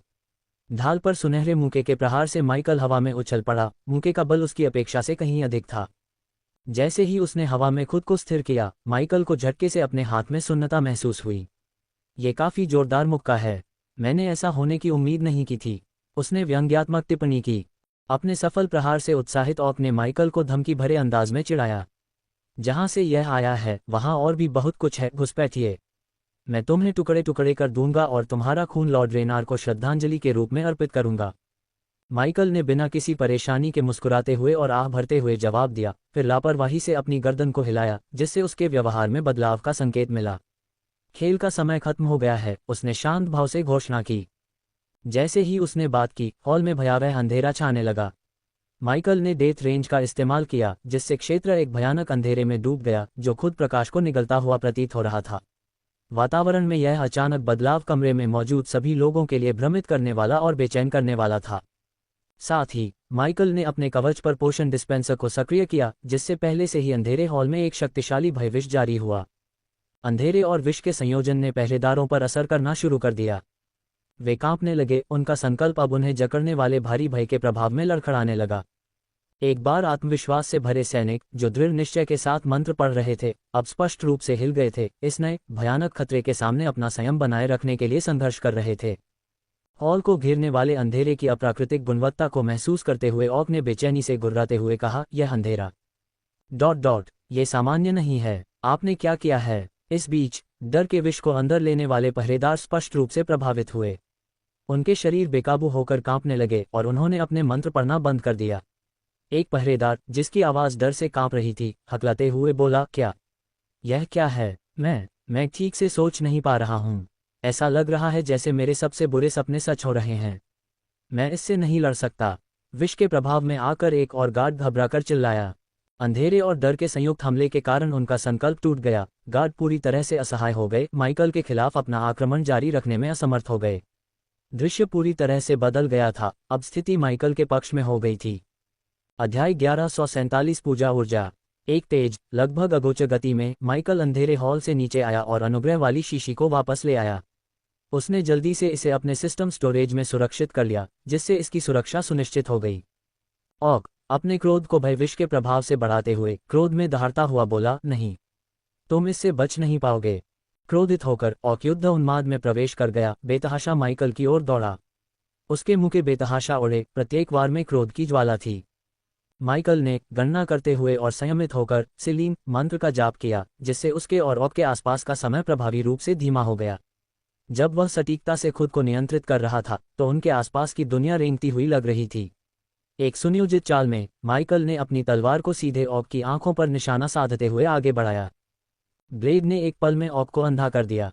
ऑक की पीड़ा भरी दहाड़ पूरे हॉल में गूंज उठी, एक ऐसी आवाज जो असहनीय दर्द और सदमे से भरी हुई थी। आह, मेरी आंखें! वह चिल्लाया, उसकी आवाज में दर्द और अविश्वास का मिश्रण था। सटीकता और अंतिमता के साथ माइकल ने अपनी तलवार को ऑक के सिर में आंख के सॉकेट के माध्यम से और भी गहराई से घुसा दिया, जिससे उसका जीवन निर्णायक रूप से समाप्त हो गया। उसे आश्चर्य हुआ, ऑक का शरीर धूल में बिखर गया और पीछे एक सिस्टम नोटिफिकेशन छोड़ गया। डिंग, ऑक के क्लोन को मारने के लिए होस्ट को बधाई। इनाम है 4000 अनुभव अंक और 400 बदमाश अंक। डिंग, सफलतापूर्वक बदमाश बनने के लिए होस्ट को बधाई। इनाम है 5000 बदमाश अंक। माइकल रुक गया इस जानकारी को संसाधित करते हुए। तब उसे एहसास हुआ कि ऑक के पास हरा आभा क्यों था। यह एक क्लोन था, मूल नहीं, जिसने उसे पराजित करने में सापेक्ष आसानी को समझाया। तो असली ऑक कभी यहाँ था ही नहीं, माइकल ने खुद से कहा, ये समझते हुए कि वह हमेशा से एक धोखे का सामना कर रहा था। इस रहस्योद्घाटन को कुछ समय के लिए एक तरफ रखते हुए माइकल ने अपना ध्यान शेष पहरेदारों की ओर लगाया। उसी दक्षता और निर्दयता के साथ वह उन पर झपटा, उसकी काली तलवारें हवा में चीरती हुई। पहरेदार अभी भी भय के विष और अपने नेता की मृत्यु के सदमे से लड़खड़ा रहे थे, उनके पास कोई मौका नहीं था। माइकल ने उन्हें एक एक करके काट दिया, उसकी हरकतें घातक सटीकता का एक धुंधलापन थीं। माइकल ने हॉल को डर के विष और काले धुएं से साफ करने की आवश्यकता को महसूस करते हुए विंड ब्लास्ट का इस्तेमाल किया। हवा का एक शक्तिशाली झोंका मंदिर में घुस गया, बादलों को तितर बितर कर दिया और युद्ध के भयानक परिणाम को प्रकट किया। हवा ने उसकी रणनीति के अवशेषों को उड़ा दिया, जिससे हॉल में भयानक शांति छा गई। जैसे ही गिरे हुए पहरेदारों के शव उनके चारों ओर गिरने लगे, लोग डर से चीखने लगे। मृतकों को देखकर हाल ही में हुई अराजकता के साथ वे सदमे और भय की स्थिति में आ गए। वे एक साथ इकट्ठे हो गए, कांप रहे थे, उनकी आंखें भय से चौड़ी हो गई थीं। उनका डर एक नए स्तर पर पहुंच गया जब उन्होंने माइकल को देखा, जो काले कवच में लिपटा हुआ था और उसका चेहरा खोपड़ी के मुखौटे से छिपा हुआ था, उनके सामने ठोस रूप से उतरा। युद्ध के अवशेषों और अशुभ मुखौटे से चिन्हित उसकी भयावह उपस्थिति उसे मृत्यु के अग्रदूत की तरह लग रही थी। लोग, जो यह नहीं जानते थे कि वह कौन था या उसके इरादे क्या थे, उसकी उपस्थिति से स्तब्ध थे। भीड़ में फुसफुसाहट और बड़बड़ाहट फैल गई। वह कौन है? वह हमसे क्या चाहता है? माइकल धीरे से भीड़ के सामने उतरा और शांत भाव से अपने हाथ ऊपर उठाए। सभी, कृपया शांत हो जाओ, उसने धीरे से कहा। मुझे देवी अवा के दूत फेथ ने यहाँ भेजा है। फेथ के नाम के उल्लेख पर भीड़ में एक उल्लेखनीय परिवर्तन आया। उनकी घबराहट कम हो गई और उसकी जगह आशा की भावना ने ले ली। फेथ, उसने उसे भेजा, एक व्यक्ति ने दूसरे से फुसफुसाते हुए कहा, उनकी आवाज़ राहत से भरी हुई थी। तभी फेथ खुद मंदिर के अंदर प्रकट हुई। भीड़ की प्रतिक्रिया तत्काल थी, उनके चेहरों पर राहत और खुशी के भाव फैल गए। माइकल थोड़ा खुश होकर फेथ की ओर मुड़ा। क्या तुम इतने समय तक मंदिर के अंदर टेलीपोर्ट करने में सक्षम थे? उसने पूछा, उसकी आवाज़ में जिज्ञासा का संकेत था। लोगों की आवाज़ें हॉल में गूंज उठीं, फेथ को देखकर अपनी कृतज्ञता और राहत व्यक्त करते हुए। फेथ, तुम यहाँ हो, एक महिला ने खुशी से भरी आवाज़ में कहा। हम बच गए, एक और व्यक्ति ने आह भरी, उनकी राहत स्पष्ट थी। फेथ की उपस्थिति निम्बोसिया के लोगों के लिए आशा की किरण की तरह थी। देवी अवा, उपचार की देवी के एक दूत के रूप में, वे उन पर बहुत भरोसा करते थे और उनका ख्याल रखते थे। उनके दयालु और सुखदायक शब्दों ने भीड़ को और शांत कर दिया। चिंता मत करो सभी, मैं अब यहाँ हूँ, फेथ ने उन्हें आश्वस्त किया, उसकी आवाज़ कोमल लेकिन आत्मविश्वास से भरी हुई थी। मैं सुनिश्चित करूंगी कि आप सभी को निम्बोसिया के खतरों से दूर एक सुरक्षित स्थान पर ले जाया जाए।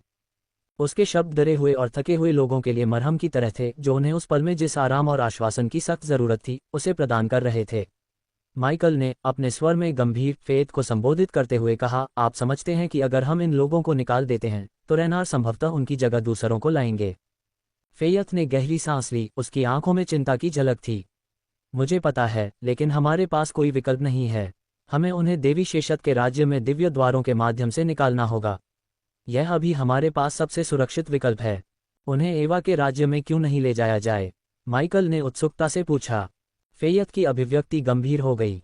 एवा के पास अब कोई डोमेन नहीं है, उसने उसे धीरे से याद दिलाया, उसकी आवाज़ में उदासी का एक नोट था।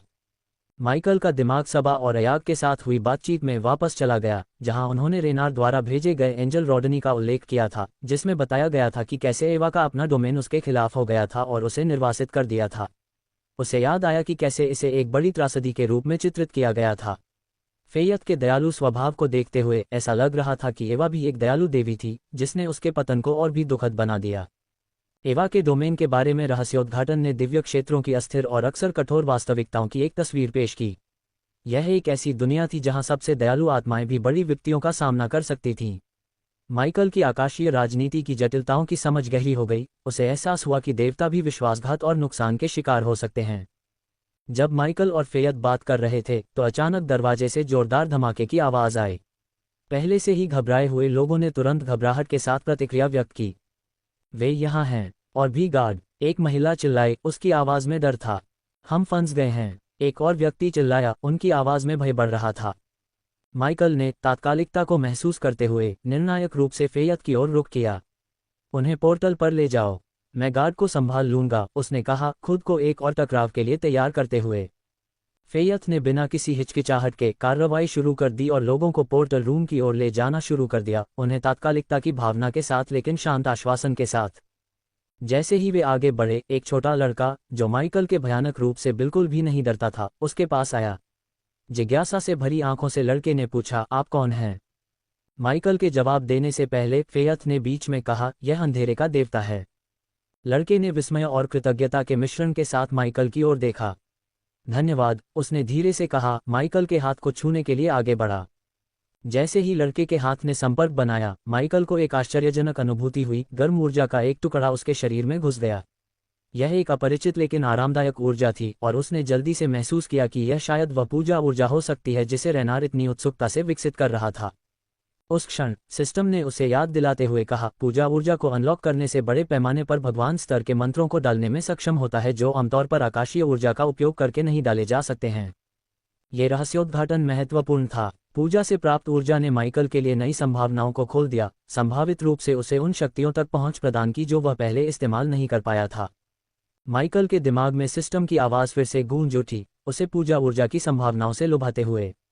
पर्याप्त पूजा ऊर्जा के साथ आप सूर्य पर ही डेथ रेंज डाल सकते हैं, जिससे कुछ समय के लिए पूरी दुनिया में अंधेरा छा सकता है। माइकल की आंखें खोपड़ी के मुखौटे के पीछे ऐसी शक्ति की विशालता को देखकर चौड़ी हो गईं। वह समझने लगा कि भक्तों का आधार होने की संभावना क्या है। उसे एहसास हुआ कि देवता भक्तों को इकट्ठा करने के लिए इतने जुनूनी क्यों थे। ये केवल अहंकार या श्रद्धा के बारे में नहीं था, यह अपार शक्ति का स्रोत था। हालांकि माइकल ने क्षण भर के लिए इन विचारों को किनारे कर दिया। हाथ में एक तत्काल कार्य था, रेनार के पहरेदारों से निपटना। उसने अपनी गर्दन को मोड़ा, आसन टकराव के लिए खुद को तैयार किया। फेथ ने उसकी तैयारी को देखते हुए प्रशंसा और चिंता के मिश्रण के साथ कहा, सावधान रहो, हालांकि मुझे पता है कि तुम्हें इसकी ज़रूरत नहीं है। फिर वह मुड़ी और लोगों को पोर्टल रूम की ओर ले जाना जारी रखा। उसकी आकृति आत्मविश्वास और आशा को प्रकट कर रही थी। ये कटे हुए हाथ पर पट्टी बांधने जैसा है। यह एक अस्थायी उपाय है। माइकल के करीब बैठे अयाग ने व्यवहारिक लहजे में टिप्पणी की। कैन ने अयाग की भावना से सहमत होते हुए कहा, जब तक रेनार जीवित है, यह क्षेत्र और इसके लोग कभी भी पहले जैसे नहीं रहेंगे। वे हमेशा उसके अत्याचार के अधीन रहेंगे। माइकल ने उनकी अंतर्दृष्टि को स्वीकार करते हुए अपनी आवाज़ में दृढ़ निश्चय के साथ उत्तर दिया, फिर हमारे पास कार्रवाई का अगला तरीका है। हम एक प्राचीन जानवर को खोजेंगे और उसकी कॉलर बोन से एक हथियार बनाएंगे। रेनार के शासन को समाप्त करने का समय आ गया है। उनके कथन ने एक महत्वपूर्ण निर्णय को चिन्हित किया, एक ऐसी कार्रवाई के प्रति प्रतिबद्धता जो क्षेत्र में शक्ति संतुलन को बदल देगी। माइकल का संकल्प स्पष्ट था, रेनार के अत्याचार को समाप्त करना और गॉड स्लेयर बनना। अध्याय 1148 प्राचीन जानवर। जब माइकल ने खुद को तैयार किया तो कई पहरेदार मंदिर में घुस गए, उनके हथियार खींचे गए और वे युद्ध के लिए तैयार थे। उनके आत्मविश्वास भरे कदम जल्दी ही सदमे में बदल गए, क्योंकि उन्होंने अपने सामने का दृश्य देखा। भगवान की कसम, उसने उन सभी को मार डाला है, एक सैनिक ने कहा, उसकी आवाज़ अविश्वास से भरी हुई थी। शवों को देखो, ये किस तरह का राक्षस है, एक और चिल्लाया, उसकी आवाज़ में डर था। एक तेज तरल गति में माइकल ने दरवाजे पर टेलीपोर्ट किया। पलक झपकते ही उसने मंदिर के विशाल दरवाजों को बंद कर दिया और प्रवेश द्वार पर एक विशाल बीम लगाकर उन्हें सुरक्षित कर दिया। फिर उसने अपनी ताकत से बीम को मोड़ दिया, ये सुनिश्चित करते हुए कि दरवाजे आसानी से नहीं खुलेंगे। दूसरी तरफ के सैनिक सदमे और हताशा में चिल्लाए, क्योंकि उन्हें एहसास हुआ कि वे इस दुर्जय विरोधी के साथ प्रभावी रूप से बंद हो गए थे। उसने हमें अंदर बंद कर दिया है, एक चिल्लाया, उसकी आवाज़ में घबराहट साफ झलक रही थी। बिना समय बर्बाद किए सैनिकों ने माइकल को वश में करने के प्रयास में वर्षा आधारित मंत्रों का प्रयोग करना शुरू कर दिया। एक ने एक्वा टोरेंट का जाप किया, जबकि दूसरे ने ब्लेड की वर्षा का जाप किया। साथ ही कुछ सैनिक एड्रेनालाइन और हताशा से प्रेरित होकर माइकल की ओर दौड़े और हमला करते हुए युद्ध के नारे लगाए। रेनार के लिए, वे चिल्लाए, अपने सामने खड़े दुर्जय दुश्मन को हराने के लिए दृढ़ संकल्पित थे। जैसे ही सैनिकों ने हमला शुरू किया, माइकल के चारों ओर रिस्पॉन्सिव शील्ड सक्रिय हो गई, जिससे एक अवरोध पैदा हो गया जिसने उनके जादुई हमलों को अवशोषित कर लिया। ढाल एक हल्के नीले रंग की पारदर्शी बाधा चमक उठी क्योंकि इसने उसके खिलाफ डाले गए प्रत्येक मंत्र को बेअसर कर दिया। अविचल माइकल ने अपनी शक्तियों का प्रभावी ढंग से उपयोग किया। उसने अपनी आंखों से काली किरणें छोड़ी, सैनिकों को घातक सटीकता के साथ चीरते हुए। मंदिर के फर्श पर खून के छींटे युद्ध की क्रूरता की एक भयावह तस्वीर पेश कर रहे थे। अराजकता के बीच माइकल की छाती पर लगा पदक हिलने लगा। ये चेतावनी थी कि अपनी शक्तियों का अधिक उपयोग करने से पैंथियन का ध्यान आकर्षित होगा। हालांकि माइकल ने चेतावनी को अनदेखा करना चुना। वह एक बयान देने के लिए दृढ़ था, ये दिखाने के लिए कि वह एक ताकत है, भले ही इसका मतलब स्वर्गीय प्राणियों की आंखों को आकर्षित करना हो। कुछ सेकंड के भीतर टकराव का नतीजा स्पष्ट हो गया। सभी सैनिक खून से लथपथ और बेजान होकर जमीन पर पड़े थे। माइकल की शक्ति के प्रदर्शन ने खतरे को प्रभावी रूप से बेअसर कर दिया था, लेकिन उसकी हरकतों के बारे में उच्च शक्तियों को सचेत करने की कीमत पर। 1 घंटे बाद फेयत मंदिर में वापस आया और एक चौंकाने वाले दृश्य से मिला। माइकल सीढ़ियों पर इत्मीनान से बैठा था। उसके चारों ओर अराजकता के दृश्य के विपरीत एक शांत विपरीत, जहां गिरे हुए रक्षकों के शव पूरे हॉल में बिखरे पड़े थे। फेयत ने दृश्य को देखते हुए एक गहरी सांस ली। ये रेनार के लिए अच्छा नहीं है, उसने कहा। उसकी आवाज में चिंता का एक संकेत था। माइकल ने बिना किसी परेशानी के आत्मविश्वास से जवाब दिया, रेनर इस पर प्रतिक्रिया करने के लिए लंबे समय तक जीवित नहीं रहेगा। फेयत की आंखें उसके कथन पर आश्चर्य और अविश्वास से चौड़ी हो गईं। तुम्हें पता है कि तुम किसी भगवान को नहीं मार सकते, है न? उसने पूछा। उसके निहितार्थ की गंभीरता ने उसे झकझोर दिया। माइकल ने हंसते हुए बेपरवाही से जवाब दिया, मैं कर सकता हूं। उसके लहजे में आत्मविश्वास और दृढ़ संकल्प का मिश्रण था, जो उसके दिमाग में पहले से ही बन रही योजना का संकेत दे रहा था। फेयत ने अपनी भौहें उठाईं। उसके हाव भाव में संदेह और साजिश का मिश्रण था। मुझे ऐसा क्यों लगता है कि तुम सच कह रहे हो? उसने पूछा। उसके लहजे से संकेत मिल रहा था कि वह माइकल की दुस्साहसी योजना पर विश्वास करने लगी थी। माइकल ने बस शांति से मुस्कुराया और पुष्टि की, क्योंकि मैं कर रहा हूं। एक गहरी सांस लेते हुए फेयत ने हॉल में बिखरे शवों को देखा, जो माइकल के गार्डों के साथ टकराव के बाद की स्थिति थी। फिर उसने अपनी नजरें फिर से उसकी ओर घुमाए और गंभीरता से कहा, तुम जो भी करने की योजना बना रहे हो, मुझे उम्मीद है कि इससे इन लोगों के लिए बेहतर बदलाव आएगा। चिंता मत करो, माइकल ने उसे आश्वस्त किया। मैं सुनिश्चित करूंगा कि लोगों के साथ सही व्यवहार किया जाए। फेयत ने उनकी बातचीत की दिशा को भांपते हुए कहा, मुझे लगता है कि तुम मुझसे कुछ पूछने वाले हो। माइकल ने उसकी समझदारी पर हंसते हुए उसके कंधे पर धीरे से थपथपाया। तुम बहुत समझदार हो, फेयत, उसने कहा। फिर सीधे मुद्दे पर आते हुए उसने कहा, मुझे रेनार को मारने के लिए एक प्राचीन जानवर की कॉलरबोन चाहिए। मुझे उम्मीद है कि तुम्हें इस बारे में कोई अंदाजा होगा कि ऐसा जानवर कहाँ मिलेगा। प्राचीन जानवरों के विषय में गहराई से जाने पर फेयत की अभिव्यक्ति गंभीर हो गई। प्राचीन जानवर बेहद शक्तिशाली होते हैं और देवता भी उनसे उलझने की हिम्मत नहीं करते, उसने शुरू किया। ऐसा माना जाता है कि इन जानवरों में देवताओं की आत्मा को चूसने की क्षमता होती है, लेकिन ये कभी सिद्ध नहीं हुआ, क्योंकि हजारों वर्षों में किसी भी देवता ने इनसे भिड़ने की हिम्मत नहीं की। माइकल ने इस जानकारी को संसाधित किया। अब समझ में आया कि सिस्टम ने पुस्तक को क्यों डिकोड किया था और आवश्यकता के रूप में एक प्राचीन जानवर की कॉलरबोन से बने हथियार को निर्दिष्ट किया था। तो इस कॉलरबोन में भगवान की आत्मा को चूसने की क्षमता होनी चाहिए। इस तरह मैं रेनार को मार सकता हूं, उसने अनुमान लगाया। मुझे ऐसा जानवर कहाँ मिल सकता है? माइकल ने पूछा। उसके स्वर से उसकी खोज की तात्कालिकता का संकेत मिल रहा था। फेयत ने जवाब देने से पहले एक पल सोचा। विलन रेगिस्तान में कई प्राचीन जानवर हैं, लेकिन एक पर हमला करने से कई अन्य आकर्षित हो सकते हैं, जो बहुत समस्याग्रस्त होगा। ये वास्तव में समस्याग्रस्त होगा, माइकल ने सहमति व्यक्त की। कुछ मिनटों के बाद फेयत ने कहा, मैंने सेलेस्टियल घाटी में एक प्राचीन जानवर के घूमने की अफवाहें सुनी हैं, जो जानवरों और अन्य खतरनाक जीवों से आबाद एक बंजर क्षेत्र है।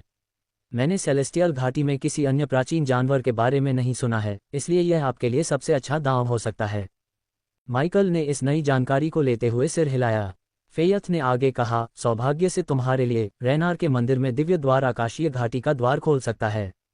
अयाग ने माइकल की जेब से अपना सिर बाहर निकालते हुए एक गहरे हास्य के साथ टिप्पणी की, ऐसा लगता है कि ब्रह्मांड चाहता है कि हम रेनार को मार डालें। सबा ने भी इसमें शामिल होते हुए कहा, वास्तव में हत्या के लिए सब कुछ ठीक ठाक चल रहा है। फेयत ने उनकी टिप्पणियों पर ठहाका लगाया। क्या तुम्हारे पालतू सांप हमेशा इतने हत्यारे होते हैं? उसने माइकल से पूछा। उसकी आवाज में मनोरंजन था। माइकल ने अपनी हंसी के साथ जवाब दिया, हाँ, वे हैं। फिर फेयत ने अपने स्वर में मजाक के साथ कहा, मुझे तुम्हारे साथ द्वार तक चलने में गर्व होगा। जब वे चल रहे थे, माइकल ने फेयत की हंसी के नीचे चिंता और चिंता की एक परत देखी। उसने उसे आश्वस्त किया, बस रेनार के स्वर्गदूतों के साथ थोड़ी देर और सहन करो। मैं जल्द ही उसका शासन समाप्त कर दूंगा। मुझे किसी और चीज़ की उम्मीद नहीं है, फ़ेयत ने जवाब दिया। उसकी आवाज़ में उम्मीद और ईमानदारी का मिश्रण था। साथ में वे धीरे धीरे पोर्टल रूम में पहुंचे। कमरे में एक बड़ा गोलाकार बीम था जिसकी सतह चमकते हुए रून से ढकी हुई थी। फ़ेयत पोर्टल के नियंत्रण कुर्सी के पास पहुंची और सोच समझकर उस पर अपनी उंगलियां थपथपाईं।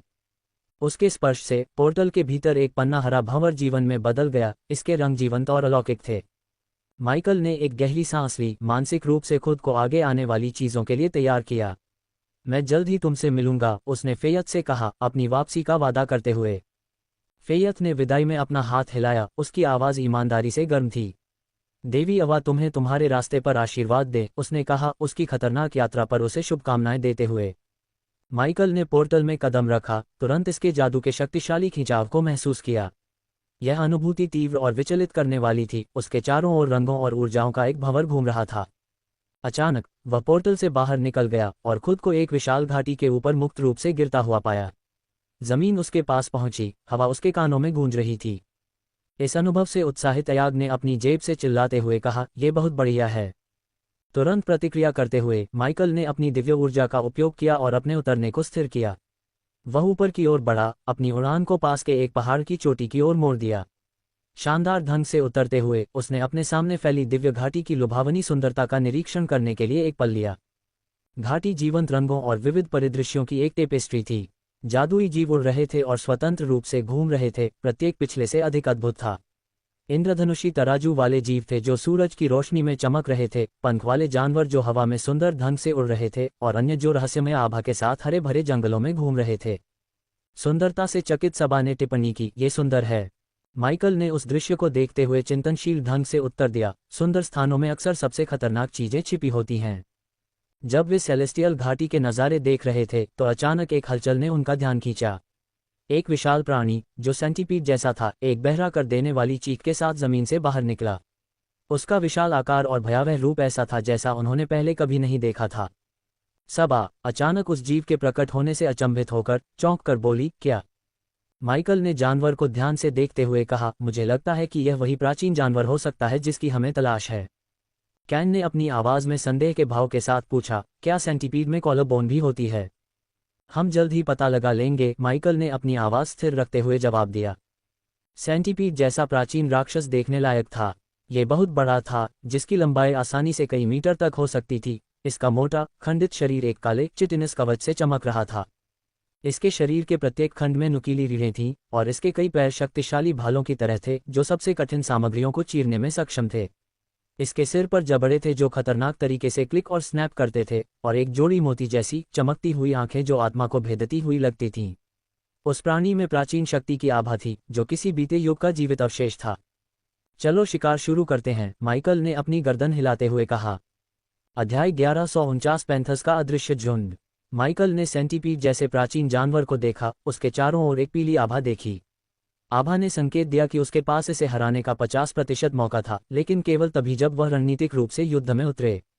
जानवर का विशाल आकार और आदिम क्रूरता दुर्जेय थी, भले ही उसमें कोई स्पष्ट साधना की कमी थी।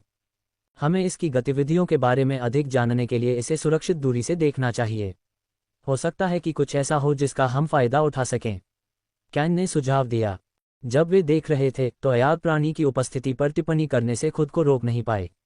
उस बदसूरत चीज के आकार को देखो, उसने रंगीन भाषा का उपयोग करते हुए सेंटीपीड के राक्षसी रूप पर अपनी घृणा और विस्मय व्यक्त किया। उनकी योजना जानवर का अध्ययन करने, उसके व्यवहार में कमजोरियों या पैटर्न की तलाश करने की थी जो उन्हें लाभ दे सकते थे। प्राचीन राक्षस अभी उनकी उपस्थिति से अनजान घाटी में आगे बढ़ना जारी रखता है, उसके हर कदम से जमीन कांपती है। जैसे ही माइकल प्राचीन सेंटीपीड जानवर की ओर उड़ रहा था, उसका पूरा ध्यान अपने लक्ष्य पर था। हालांकि उसकी एकाग्रता अचानक तब भंग हुई जब उसने महसूस किया कि कोई चीज तेजी से उसकी ओर आ रही है। इससे पहले कि वह कुछ प्रतिक्रिया कर पाता, एक अदृश्य शक्ति ने उसे बीच हवा में मारा, जिससे वह भारी धमाके के साथ जमीन पर गिर गया। माइकल हताशा में गुर्राया और अपने हमलावर की पहचान करने के लिए जल्दी से आसपास के वातावरण को स्कैन किया। उसे आश्चर्य हुआ, उसने एक बड़े काले पैंथर जैसे जानवर को एक चमकदार लबादा पहने देखा। जानवर की आंखें खतरनाक ढंग से चमक रही थीं, इससे पहले कि वह अदृश्य हो जाए, कुछ सेकंड के भीतर दृष्टि से ओझल हो जाए। सबा मुठभेड़ को देख रही थी, चौंक कर बोली, क्या वह पंखों वाला पैंथर था? अयाग, जो हमेशा चुटकुला सुनाने के लिए तैयार रहती थी, ने अपने भाई को चिढ़ाते हुए कहा, तो क्या तुम इसके अदृश्य होने की क्षमता से आश्चर्यचकित नहीं हुए? माइकल ने खुद को संभालते हुए कहा, ये जगह आश्चर्यों से भरी है। उसने खुद को धूल से साफ किया, उसका दिमाग पहले से ही घाटी में छिपे संभावित खतरों की गणना कर रहा था। पंखों वाले अदृश्य तेंदुए के साथ मुठभेड़ ने सेलेस्टियल घाटी की अप्रत्याशित और खतरनाक प्रकृति की एक स्पष्ट याद दिला दी थी। जब माइकल तेज और मायावी तेंदुए से भिड़ना जारी रखता था तो अयाग की आवाज़ गूंजती थी, उसके लहजे में झुंझलाहट और बहादुरी का मिश्रण था।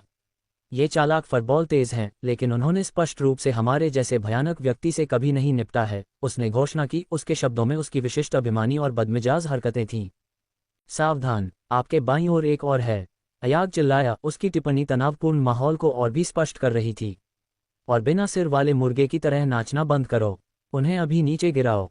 चुनौतीपूर्ण स्थिति के बावजूद माइकल तेंदुए के कौशल और समन्वय की प्रशंसा करने से खुद को रोक नहीं पाया। जैसे ही उसने तेंदुए के एक और वार को रोका, उसने सम्मान के लहजे में जवाब दिया, ये जीव प्रभावशाली हैं। उनकी गति और टीमवर्क उल्लेखनीय है। जरूर, वे तेज हैं, लेकिन वे अपराजय नहीं हैं, अयाग ने जवाब दिया। उसकी आवाज़ में आत्मविश्वास और अधीरता का मिश्रण था। बस उन्हें काट डालो। माइकल ने अयाग की तत्परता को स्वीकार करते हुए जवाब दिया, मैं इस पर काम कर रहा हूँ। उनकी रणनीति मेरी अपेक्षा से कहीं ज्यादा परिष्कृत है। सबा ने लड़ाई को देखते हुए चिंता के भाव के साथ कहा, सावधान रहो माइकल, वे साधारण जानवर नहीं हैं। माइकल ने सिर हिलाया, उसे चुनौती का पूरा एहसास था। उसने युद्धाभ्यास और हमला करना जारी रखा, उसकी हरकतें बचाव और हमले का मिश्रण थीं। पैंथर्स ने बिना रुके अपने अथक हमले जारी रखे, उनकी अदृश्यता और गति ने उन्हें दुर्जय प्रतिद्वंद्वी बना दिया। हमलों की झड़ी के बीच अयाग की आवाज़ अराजकता को चीरती हुई आई, उन्हें जलाने के लिए रिंग ऑफ फायर का उपयोग करें। माइकल ने अयाग के सुझाव का जवाब देते हुए एक और पैंथर हमले से बचने के लिए एक शानदार चाल चली। वह आसमान में ऊंची छलांग लगाता है, कलाबाजी के कौशल का प्रदर्शन करते हुए पीछे की ओर उछलता है, उसका लबादा उसके चारों ओर लहराता है। जैसे ही वह उतरता है, वह कहता है, इस घाटी में और भी खतरे हैं। आग का उपयोग करने से अवांछित ध्यान आकर्षित हो सकता है। फिर वह एक धूर्त मुस्कान बिखेरता है, मुझे इस लड़ाई को खत्म करने के लिए कहीं और एकांत में ले जाने की जरूरत है। जब माइकल पैंथर्स से भिड़ता है तो वह उसे अपना लक्ष्य चुनने की उनकी गलती पर टिप्पणी करने से खुद को रोक नहीं पाता। तुमने गलत भगवान के साथ खिलवाड़ किया है, उसने ताना मारा। इसके साथ ही माइकल ने क्षेत्र से रणनीतिक रूप से पीछे हटना शुरू कर दिया और जानबूझकर पैंथर्स को एक अधिक एकांत स्थान की ओर ले गया। उसकी हरकतें गणना की गई थीं ताकि यह सुनिश्चित हो सके कि पैंथर्स उसके पीछे पीछे चलें, संभावित खतरों या हस्तक्षेपों से दूर। जब माइकल पैंथर्स को दूर ले जा रहा था तो उसकी पर्यावरणीय स्कैनिंग ने घाटी के भीतर छिपे कई शक्तिशाली प्राणियों को देखा। दूरी में उनकी आंखों की चमक और उनकी दुर्जय उपस्थिति की धुंधली रूपरेखा ने संकेत दिया कि सेलेस्टियल घाटी में ऐसे जीवों की भरमार थी जो पैंथर्स से भी ज्यादा खतरनाक थे। पैंथर्स ने हमला और पीछे हटने की रणनीति के साथ अपने अथक हमले जारी रखे, उनका समन्वय और चपलता अडिग थी। अयाग उनके मायावी हमलों से लगातार निराश हो रहा था। उसने गुर्राहट के साथ कहा, क्या ये चीजें एक पल के लिए स्थिर नहीं रह सकती? हालांकि माइकल ने ध्यान केंद्रित किया, अपने स्कैन में पाए गए अन्य शक्तिशाली प्राणियों से बचने के लिए घाटी के माध्यम से कुशलता से नेविगेट किया। वह उद्देश्यपूर्ण तरीके से आगे बढ़ा, पैंथर्स को संभावित खतरों या रुकावटों से दूर ले गया। अंत में खुद को एक अलग थलग इलाके में पाकर माइकल को लगा कि पैंथर ही आसपास के एकमात्र खतरे हैं।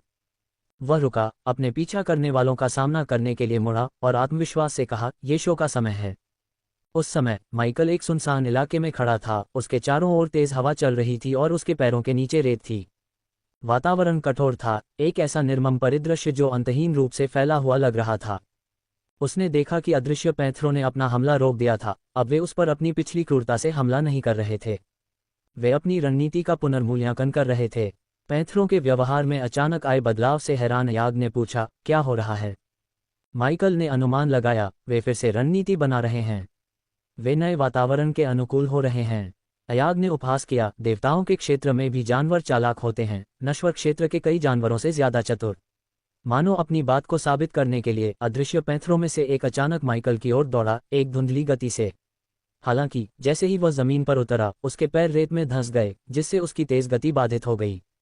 माइकल की मुस्कान चौड़ी हो गई क्योंकि उसे एहसास हुआ कि इलाके ने उसे कितना फायदा पहुंचाया है। अब मेरी बारी है, उसने घोषणा की। उसने अपनी पीठ से अपनी दोनों काली तलवारें निकाली, ब्लेड मंद रोशनी में अशुभ रूप से चमक रहे थे। उसका रुख आत्मविश्वास से भरा था। अब जब पैंथर की चपलता रेतीले इलाके से बाधित थी तो वह आक्रमण को जब्त करने के लिए तैयार था। माइकल ने पहल करते हुए फंसे हुए पैंथर की ओर दौड़ा, पूरी उम्मीद थी कि दूसरे अपने साथी की रक्षा करने के प्रयास में उस पर हमला करेंगे।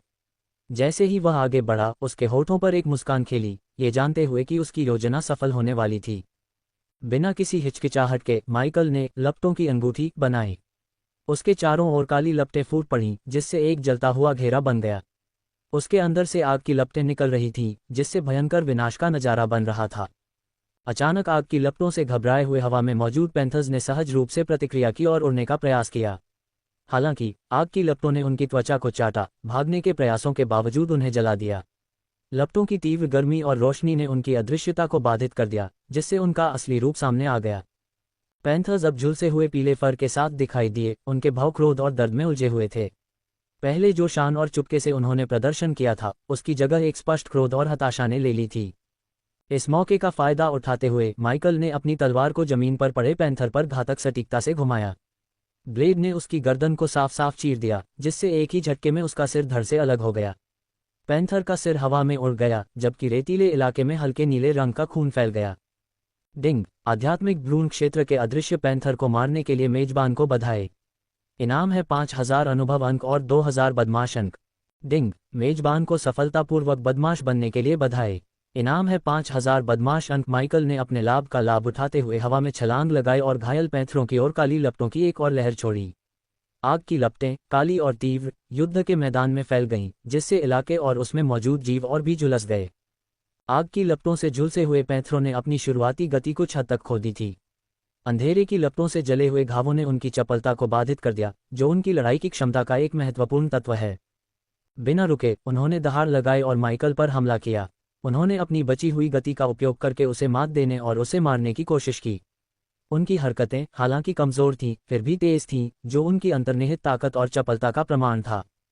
माइकल का पदक, एक सूक्ष्म लेकिन शक्तिशाली कलाकृति, पैंथरों से उसकी असली ईश्वरीय शक्तियों को छुपाता था। उनके लिए वह केवल क्यूई जागृति चरण साधक के रूप में दिखाई दिया, जो उसकी वास्तविक ताकत को काफी कम आंक रहा था।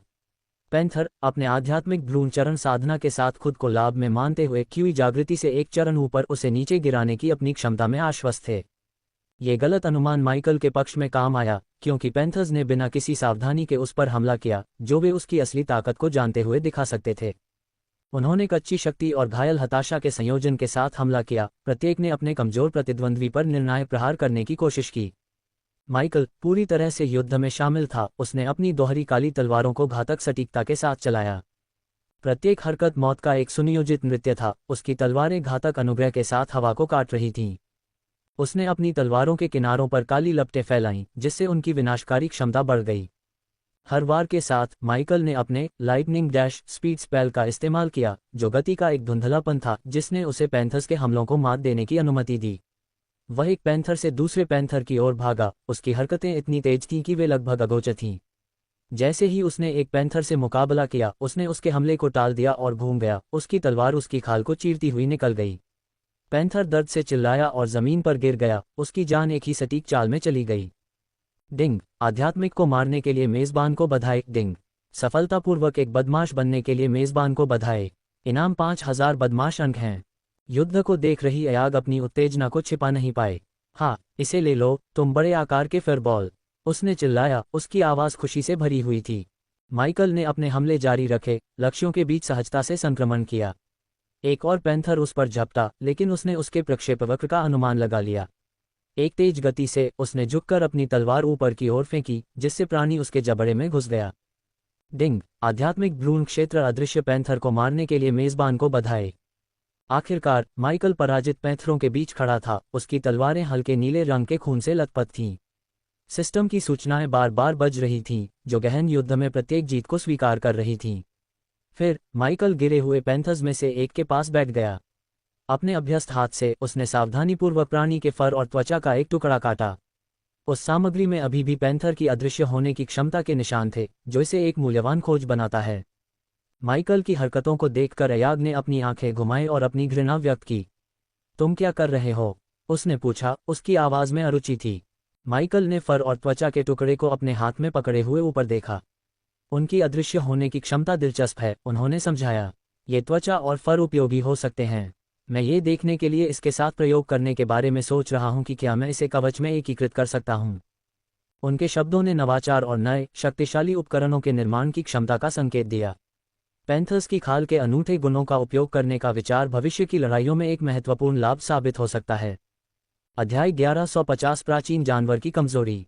माइकल अदृश्य पैंथर के फर और त्वचा को सुरक्षित रूप से संग्रहित करके अपना ध्यान मूल उद्देश्य पर वापस ले गया। विशाल सेंटीपीड जैसा प्राचीन जानवर।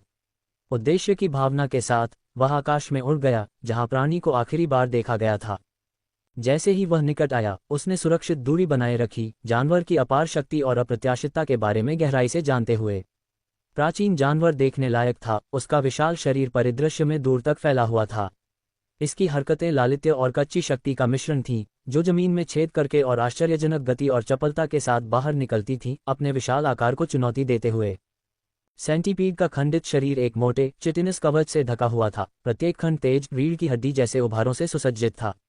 इसके कई पैर, जिनमें से प्रत्येक ऊंचे पेड़ों के आकार का था, आसानी से जमीन में धंस गए, जिससे जानवर इतनी ताकत से आगे बढ़ा कि धरती हिल गई।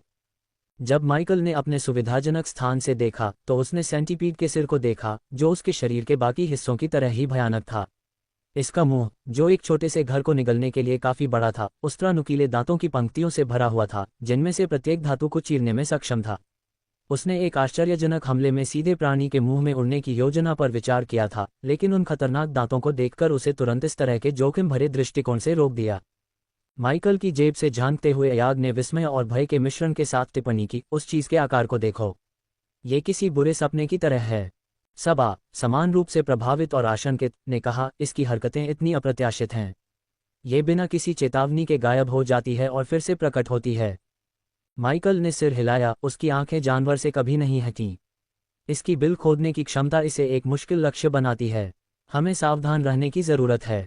उसने देखा कि सेंटीपीड एक बार फिर जमीन में घुस गया, लेकिन कुछ ही पलों बाद एक अलग जगह पर फट गया। इसकी हरकतों की शक्ति और गति ने मलबे और धूल को हवा में उड़ा दिया, जिससे इसके उभरने के बिंदु के चारों ओर एक बादल बन गया। माइकल ने स्थिति का विश्लेषण करते हुए कहा, हमें इसकी हरकतों में एक पैटर्न खोजने की जरूरत है।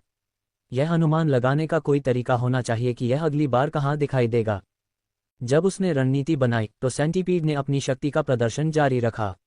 ऐसा लग रहा था कि वह किसी चीज की तलाश कर रहा है। उसका विशाल शरीर घाटी में उद्देश्यपूर्ण तरीके से घूम रहा था। अयाग ने प्राणी को देखते हुए कहा, अगर हम काफी करीब आ सकें तो शायद तुम अपनी उन काली तलवारों का इस्तेमाल कर सको, लेकिन उन दांतों से आगे निकल जाना। माइकल ने सिर हिलाकर चुनौती स्वीकार की। दांत एक समस्या हैं, सीधा हमला करना नासमझी लगती है। हमें दूसरे तरीके की जरूरत है। वह जानवर को देखता रहा, उसकी हरकतों में कमजोरी या पैटर्न के किसी भी संकेत की तलाश करता रहा।